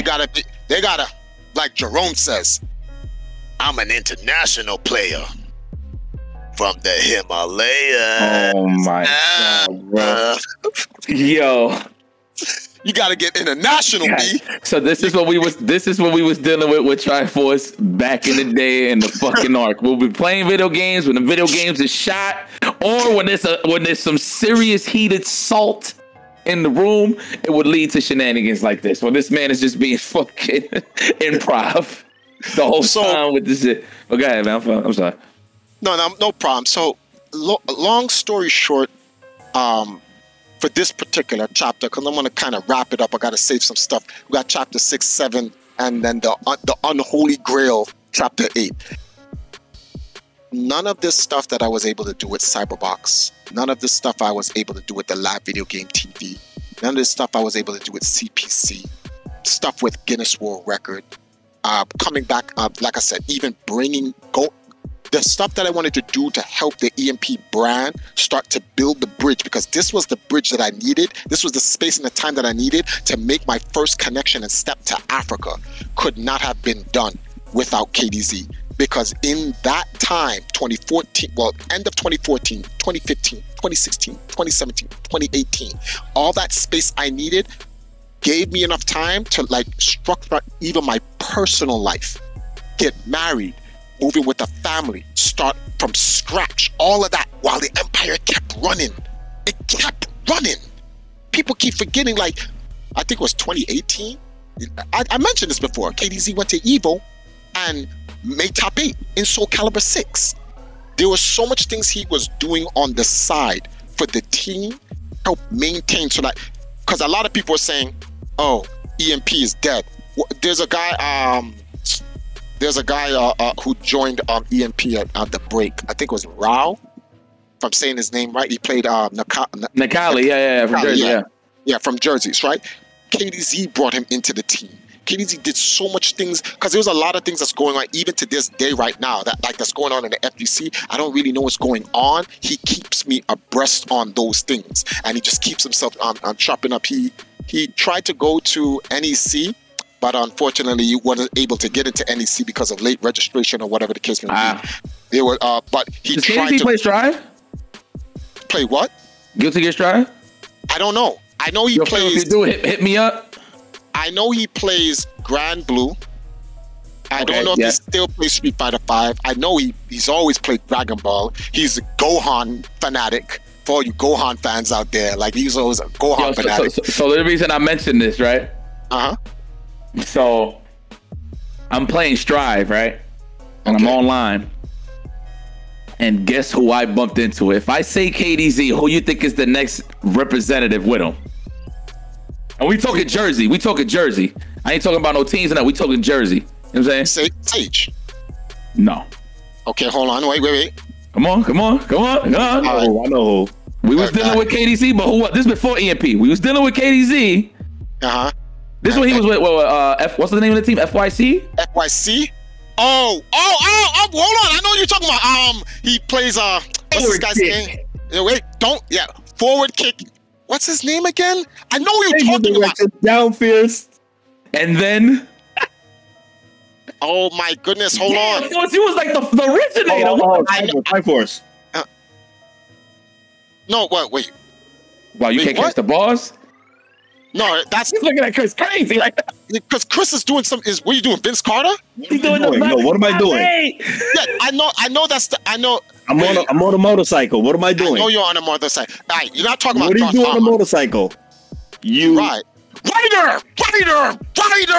Okay, there we go. I bumped it to Ryder on Strive, and that man has a very strong Potemkin. That man 3-0'd my shit like fuck. He fucked me up, and then I 3-0'd him right back, and then we was playing back and forth, right? And mind you, in Guilty Gear, I go by a lot of names. Like, there's an option in Guilty Gear where you switch your name. Yeah. You can switch your name. So like every other fucking like week, I just switched my name. I went from because I played Millia, so my name was like Meek Mill. You know, I was being funny and shit.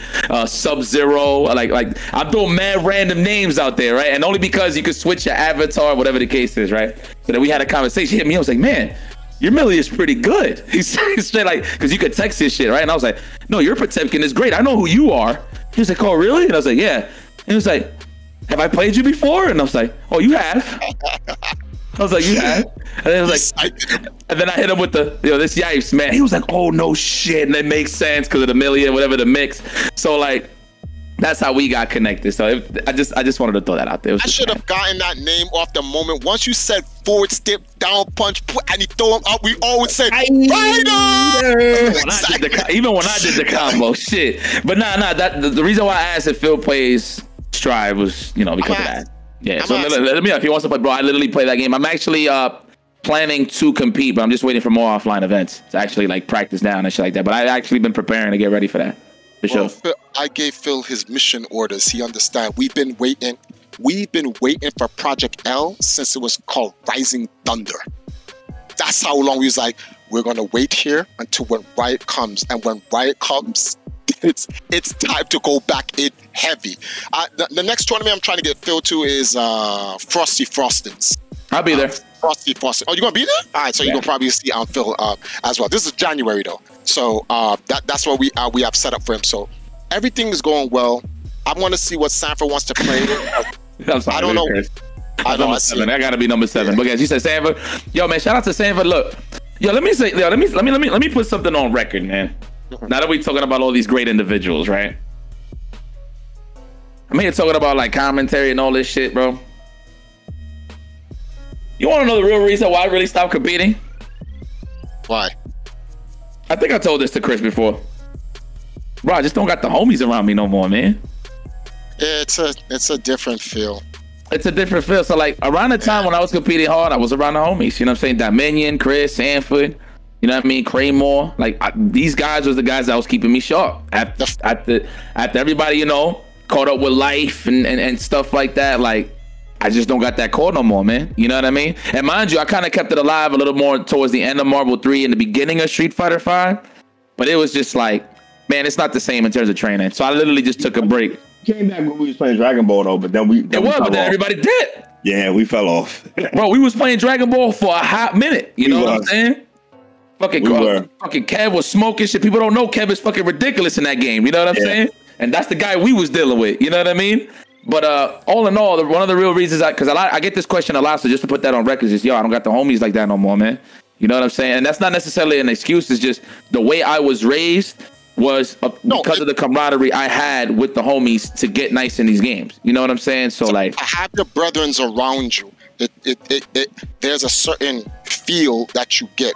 Trust me, I know what it is. Because like me being in Jamaica for so long, the few times I used to come back into America, when I come into America, I would always go to Jersey because I would stay with Jaxo, I would stay with KDZ, and I was with those guys for our Darth Armor, Tim, the rest of the guys, and they used to host their Jaxo domes and stuff like that. And I did a Zelda thing at Jaxo's house. Jaxo helped me do a story for Zelda when we played the CDI versions. Yes, I played Faces of Evil and the Wand of Gamelon and the Adventures of Zelda. Yes, I played. Are these like some like fan made shits or? No, these are by Nintendo, sanctioned by Nintendo, published by Philips on the CDI. And okay, but are these official releases? Yeah, they're official releases that Nintendo wants to disown. I never heard them shits ever. That's all I never heard those either. They're not so bad. They're not so bad. It's the one with the animation was terrible. The way they made Link look, that's the only thing that they needed to fix. And a couple of things in the gameplay engine, whatever. It wasn't as bad as people are. If you're a Zelda fan, you can overlook the nonsense, but it wasn't that bad. So, when Phil gave me the opportunity to focus on other aspects of the organization where I took care of the fighting games, I was able to move more fluently. So when I came back to America, I don't know if you guys know about this. So you guys know about me being in line for all the first Nintendo products that come out for like 10, 15 years straight, right? You got a plaque for that, right? Yeah, I got a whole plaque for Nintendo and Guinness together, because it was Reggie Fils-Aimé who gave me the award. There's a picture I have with me, Reggie, Walter Day, and a representative from Guinness. We were all there, and I got a world record for the most consecutive launches for a midnight launch. So, I passed the torch to somebody else.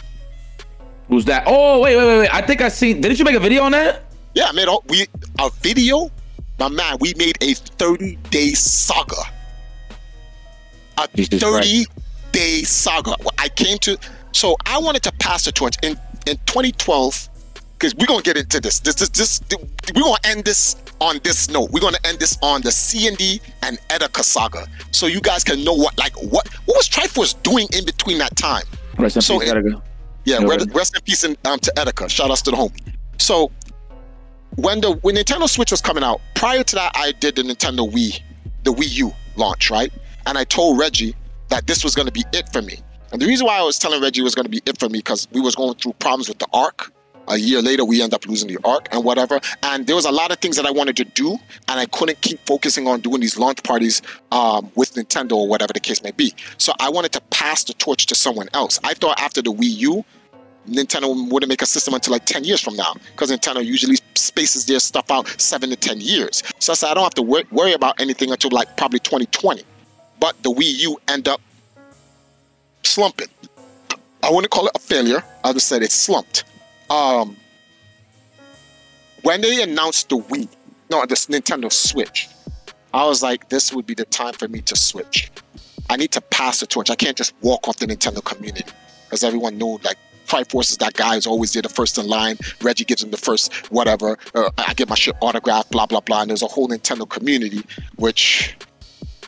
Even the Nintendo community has problems. I'm telling you, there's scumbags everywhere. No matter where, don't ever believe that your community is the best community with no problems. Every community got some shit going on in it.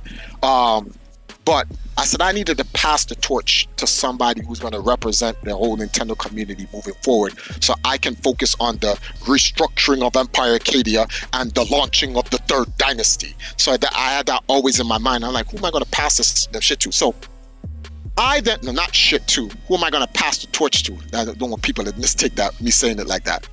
And I was like, I need to find somebody who's young, but's into Nintendo games. And it's kind of hard.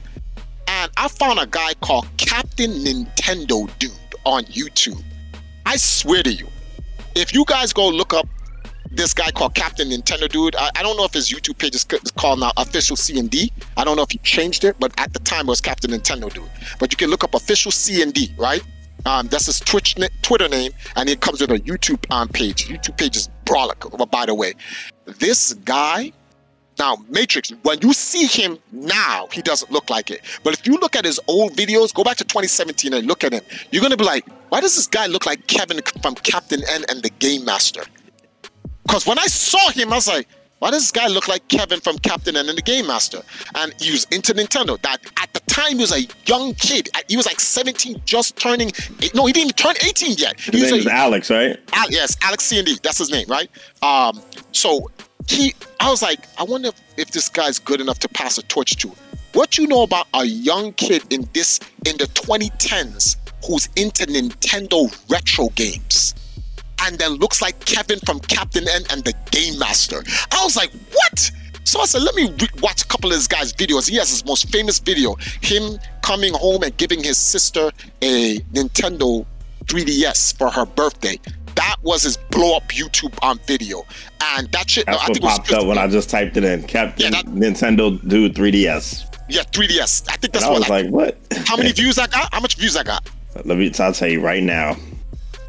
That was the video that like put him on. He was a young YouTuber just coming into the game and everything. He loves Mario to death. He plays all of the Mario games. He tries to 100% all the Mario games, beat all the Mario games and whatever. He has 1,099,447 views on that video. That was the video that blew March him 27, up. 2011. 2011. So that video blew up his channel, and he's been a YouTuber ever since until I met him. And when I met him and I had a conversation with him, now you guys are gonna be like, this is a lie. There's no such thing as coincidences. But this was a coincidence. I'm just gonna let you know that. This was an aligning of the stars. He knew me. When I contacted him, he's like, hey, well, who contacted? No, he contacted me. He contacted me while I was looking at him. And he was like, hey, Triforce. I was like, who's this? This is C&D. I said, oh shit, I'm actually looking at your YouTube video. I'm watching you and stuff like that. He said, oh, you are? I was like, yeah. So we both knew about each other because he already knew about me and I just found out about him. And he was like, yo, man, I really like what you've done for the Nintendo community. I like the launch lines and stuff like that. And I wanted to call you about something. So I said, what's up? He's like, I want to go to a launch party for the Nintendo Switch. And I want to experience what it is to be at a launch party. And I'm like, is the stars aligning? So I said, you know, I was going to call you. And he was like, for what? I was like, I wanted to offer you something. I want to pass the torch to you to be the guy that stands on the Nintendo launch lines. He was like, what? He's like, I'm a little kid from Wisconsin. I can't do that. I wouldn't know. I've never been to a big city before. So I said, I tell you what, how about this? I'll come down and stand the line with you to make sure you're the first person in the world to get the Nintendo Switch. I'll teach you all about New York City. I'll keep you away from the bandits and whatever. And I'll officially pass the torch for you. And he was like, yo, you know what we could do? We could blog it. 7 days of me on the line with you. I said, 7 days? I said, nah, B. If I'm passing the torch, you have to earn the rite of passage. You gotta pop 30 days, B. A whole month. He said, a whole month? I said, yeah, days, man. Bro. If I did 30 days, the torch cannot be I fuck with that. An unrighteous and unworthy. No shortcuts. You must be worthy. So he's like, all right, man, I'll do it. I was like, damn, he dead ass serious. Flew down to America. The man, he flew me down to America.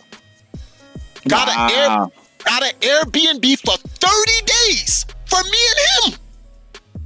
I said, we're going to stand the line. The man was so righteous on his shit. He was more,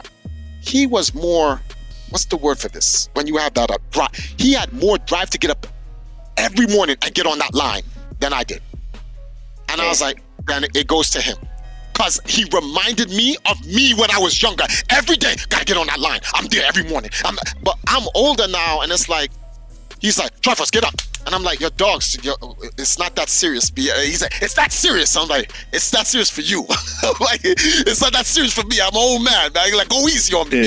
And so he got me on that line. This laptop I'm using to talk to you right now, he raised $4,000 to get it to me, along with my DSLR camera. Because he's like, yo, I'm going to tell my community to help get you the proper equipment so that when we go on the line and we're doing the vlogs, I want you to vlog not from your iPhone 7. I want you to do from a DSLR. He bought all the equipment for me. And we did 60 episodes, 30 episodes a piece, 30 days on the line until he was the first to get the Nintendo Switch. That's how I met Etika. Oh, That's how I met Etika. okay. Wasn't there footage of Etika like visiting the line? Like he was like, C&D knew Etika. See, I knew about Etika because he plays Smash Brothers, but that's like knowing like a regular player in the community. But I didn't know who Etika really was until C&D put me on to who he's like, you don't know who Etika is? I'm like, I know, that's like cool. He plays Smash Brothers, but like what else did he do? And then he put me onto him. Then Etika came to the line. And when Etika came to the line, that's when I was like, yo, I like this guy. Like, he is Triforce with no filters. He does not give one fuck. Not one. If there was a fuck he gave it away a long time ago. That was the last fuck given. And that's what I loved about the guy. And when the torch was passed to C&D, you guys need to go check out this guy's channel. Like I said, he still has the playlist of that entire era of when we passed the torch. I have one of mine. It's called Passing the Torch. If you look it up, I made a video where I actually passed the torch to C&D. It's called Passing the Torch. Check Empire Arcadia. It's actually godlike because in the end, Matrix, when you watch it, it's kind of ridiculous. I don't want to spoil it for people, but all right, okay. My power glove is on the table, and it's like the end of an era because I passed it and went right before it goes away. What's the name of it on YouTube? Let me see. I'm a bookmark it actually. Passing the Torch. Just type in Empire Arcadia as a first word and then Passing the Torch. It'll pop up. Yeah, I'm a bookmark. I'm gonna watch this shit. I'm like eating or something. Arcade. When you guys watch that video, you're gonna be like, oh shit, this has got the ending is actually end of an era, passing the torch. Yes, end of an era, passing the torch. Is this the one that's the 54K joint, right? Yeah, I see it. Okay. Let me bookmark that. Boom. When you watch that, if you can put that in the description of this video, so everyone in the No Frills who watches this can watch that video. Look at young Triforce. Yes. Let me see. I ain't even let it play. Hold up, I just bookmarked it. Let me see.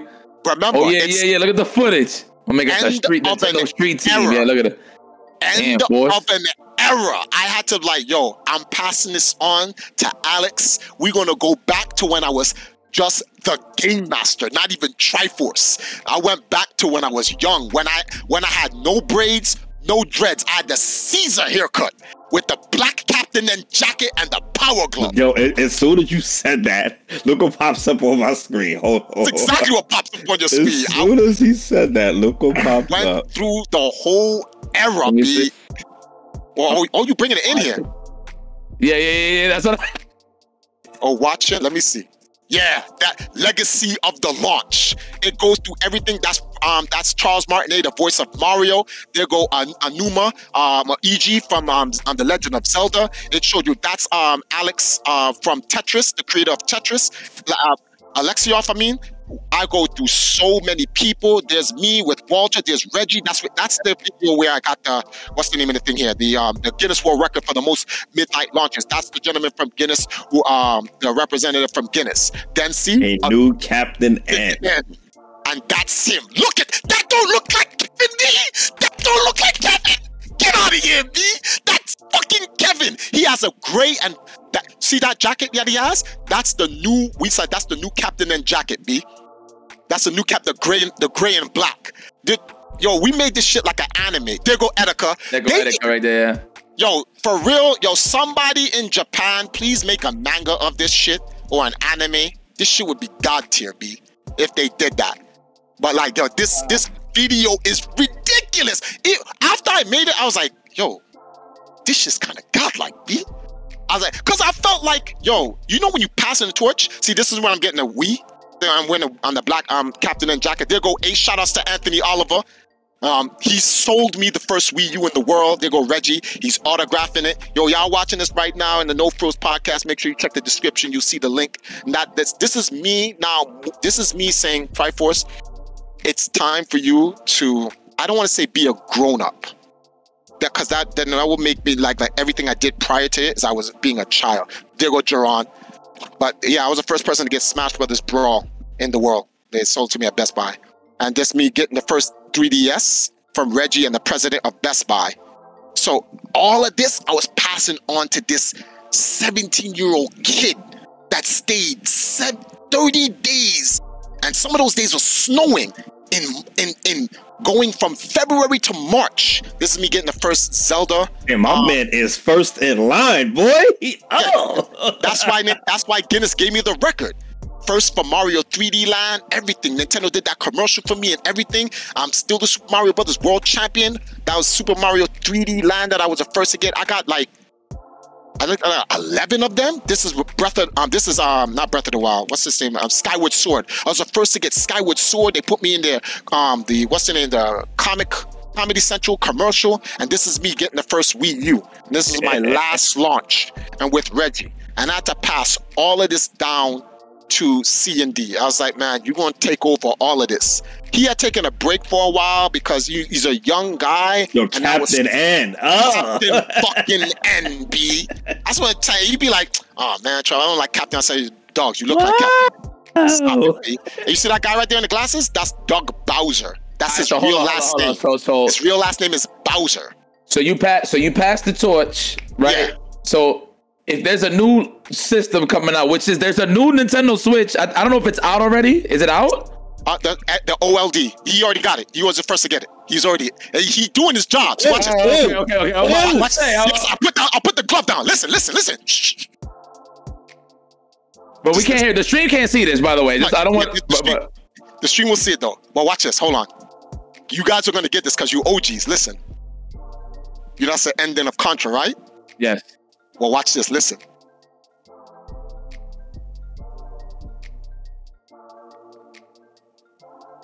Hold it. Did it come up? It don't take that long. What happened? There we go. It ain't over. It ain't over, B. You know that was godlike, Chris. You know that was godlike, B. Come on, man. Oh, that was fire. All right, hold on. Let me run that back. Let me run it back a little bit. Let me. Just said, what? Yeah, go check that out, man, in the description for sure. Oh, we seen the pickup? Yeah, the pickup, B. The pickup. Now, that doesn't mean I reneged the passing of the torch to C&D. He's still Captain N. He's still Captain Nintendo. That's his. It's now his era. But what I meant by picking back up the glove or whatever at the end was that my journey for Nintendo has not ended. It has simply evolved. Oh my God! Yo, we need to end the episode on that right there, bro. What's up? Hold on, because I want to talk about. Go for it. I want to talk about Etika for a second, right? Oh no, for sure. Go ahead. So, after that, C&D had to go back to Wisconsin. He now lives in New York. He moved back to New York eventually after years of trying to sort out what is it that he actually wants to do, and he's still the captain. I still call him the Cap. So he's in New York now, right now.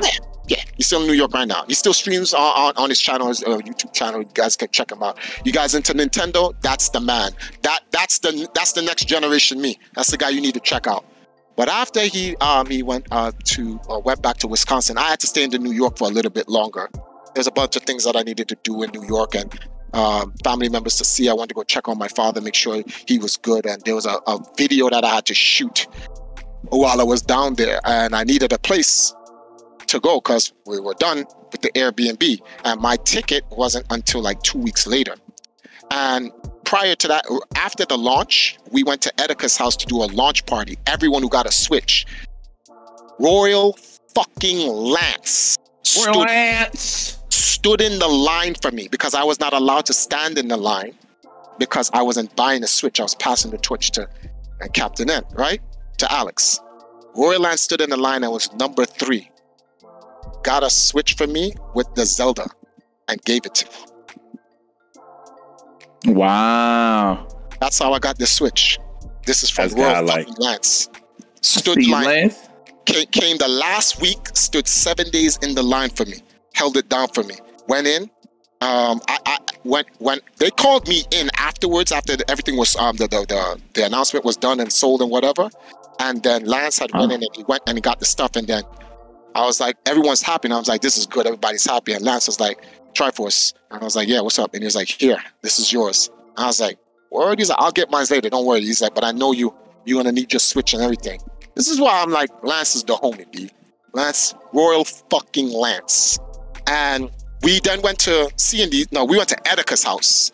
And it was me, C&D, Cindy. No. What's this guy's name?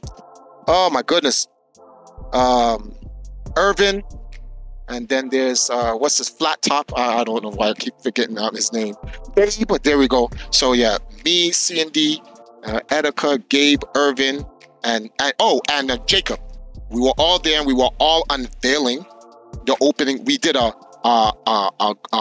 group, the Joy-Con unboxing, which was on Edica's video. I don't know if anyone actually saved that video. I know C&D has a copy, a version for him, because we were all vlogging it, and we all vlogged each other opening. So I know C&D has a Joy-Con box opening with all of us. We all open up our switches and stuff like that.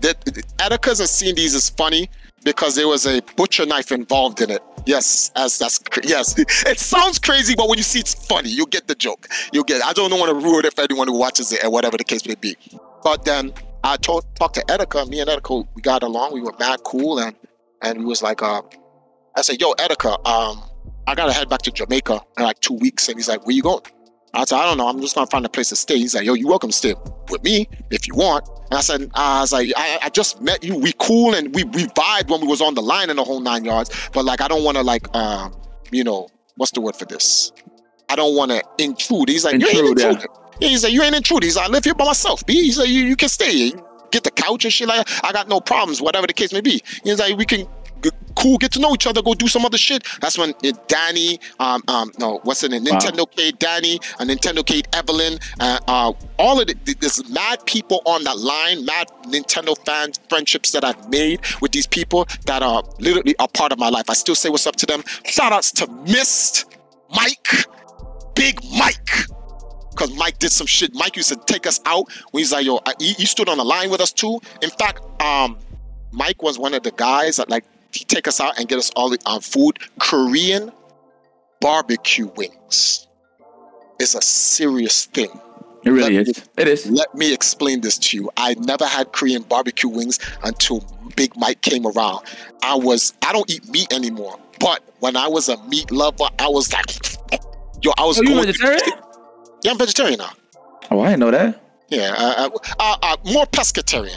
I'm actually trying to go either or. That's the end game, but it's just so hard to get that chicken, boy. It's hard, yeah. Nah, it's end game for the health. I mean, we don't got to get nothing crazy into that, yeah. You know what I mean? But that's end game for me for sure. You know how I got off of at least shit. You know how I got off of chicken? Any version of chicken you make, fried chicken, barbecue chicken, stewed chicken, curry chicken, switch it with fish. That's all I did. I ate barbecue fish, stew fish, brown. It's called brown stew fish. Curry fish. Ooh, curry fish. Woo. We'll talk about that on the side. We'll talk about the side, but continue. But so I used that, and that's how I got off chicken. I ate so much fish, I just didn't care about chicken anymore. And so I don't eat beef. I don't eat chicken. I only eat fish. And now I'm, for some reason, not even eating fish as much. I eat vegetables now. Aki, kalaloo, okra. I eat a lot of tomatoes, raw onions. I just eat that, a lot of rice. And then you see it on the melanin, bro. I'm gonna be real with you, B. You see that shit, kid. I just eat that. But back to Edica. So I used to roll with Edica, and those 2 weeks I stayed at his place gave me some great insight on him, because there's a negative thing that goes on about Edica even to this day, saying that he's crazy or whatever the case may be. And he committed suicide. He took his own life. But to this day, I know deep down in my heart, my bones, he did not take his life because he was psychotic. He took his life for other reasons that I know why he took his life. You know that song, I'm a Soldier by Eminem? Mm-hmm. Okay, so you know the line where it says, people feel when people see you in the street, you have to try to, like, when they come face to face in the street, you got to put on that facade because people have to know that, like, that's who you are. the Etika online isn't really him. It's an online persona. It's literally no different from low-tier God. Literally. A lot of people think low-tier God is low-tier God in like what you see online. I'm like, guys, cut it out. Like, this man is an entertainer. He gets into what he's doing hardcore. Like he'll have to like really get there's a word for it. Get into character. Yeah, get into character. He becomes super eccentric about it, but that's not him. And a lot of people mistook that about Etika. Etika had a lot of things going on in his life, a lot of pressures. And he built up the character Etika so much, he tried to get out of it. He tried to make a thing called Etika for Etika FRFR, Etika for real, and or FRFX, right? And he couldn't escape Etika. Yeah. He couldn't get it. It's like The Rock. Remember what The Rock said 6-7 years ago? I'm going to retire The Rock. I'm Dwayne Johnson. 2021, he's The Rock. Sadly, I saw that he needed an escape. What's this guy's name? Right? Because I'm going to wrap this up right now. Because there's an important reason why I'm bringing this up. Remember David Chappelle? Mm-hmm. Remember when David Chappelle was going through so many things, he needed a break, and he went to Africa? I invited Etika to come down to Jamaica. I said, you need to come down to Jamaica, take a break. Let me have you roll with some of the Valkyries. We go to the beach, the rivers, the waterfalls. And then I even wanted him to come with me to Africa because, well, we're all from Africa, but he has direct parents from Africa. His father, right? And it bothers me to this day that I never got the chance to do it. No, I asked him. I asked him on stream when he was alive. I said, yo, Etika, you should come down to Jamaica. I spoke to him. I had a girl, a shorty down here. She was like, oh, he tall too? And he in the gym? Oh, he need to come down to Jamaica. We'll show him we'll give him the real Jamaica hospitality. I'm like, all right, Janelle, you need to calm down. Because, well, she was attracted to him or whatever the case may be. And he was all prime set to come. And dudes on Reddit told him, stop fucking with Triforce. We know about him. He from the fighting game community. He scammed Mewtwo King, took Justin Wong's money, did X and Y, Z with this person and that person, blah, blah, blah. To a point where Etika was like, Triforce, you's a cool dude. I know you. Me and you vibed. We rocked together. We're good. But unfortunately, due to the scene, I can't fuck with you on that level. The man told me this outside of Chick-fil-A. Anybody was there, C&D was there, Irving was there, bunch of people. I was talking to Etika inside. Something happened, and then I said, yo, Etika, maybe you, me, C&D, we can all stream together and whatever. Etika's like, yo, Triforce, can I talk to you outside? We all went, me and him just went outside, and everybody saw me and him outside talking. And I'm just gonna put it, and he told me this straight up in my face. He's like, yo, I know you's a cool dude, but you have to understand, you have a bad reputation online, and I'm trying to do my thing with my brand, and I can't fuck with you, Triforce. I'm like, I like it, I wish I could, but like, you can't be putting me in these positions where like you're offering me this in front of people, because then I don't want to tell you no and shit on you in front of people, but like, you can't do that, B. And I was like, say no more, B. I completely understand. And y'all know this for a long time. A lot of members in EMP, we had to play that role. Sadly. Sure. Because of fuck boys out there. And that's why nobody fucks with Triforce. No, people can't fuck with me because of you. Because me being involved with my brothers and my family would hurt them. So I have to exile myself. And because of that, Etika never got a chance to come to Jamaica, never got a chance to detox from any of that. And I don't want to put his business out there because he's dead. Because that, along with the shit that was going on, he never got the break. So he killed himself. The lesson here is, you fuck-ass people need to really leave people alone and allow people to breathe and allow people to express themselves and stop this PC culture, politically correct culture where people can't express themselves. Suicide rates is up. because nobody's allowing people to express themselves.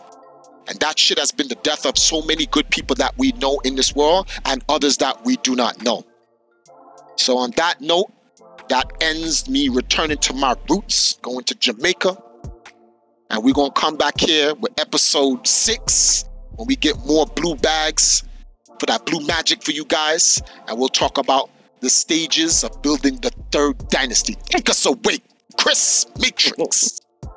Well, guys, as you heard it, that is going to conclude chapter number 5 of the Chronicles of the Triforce Game Master.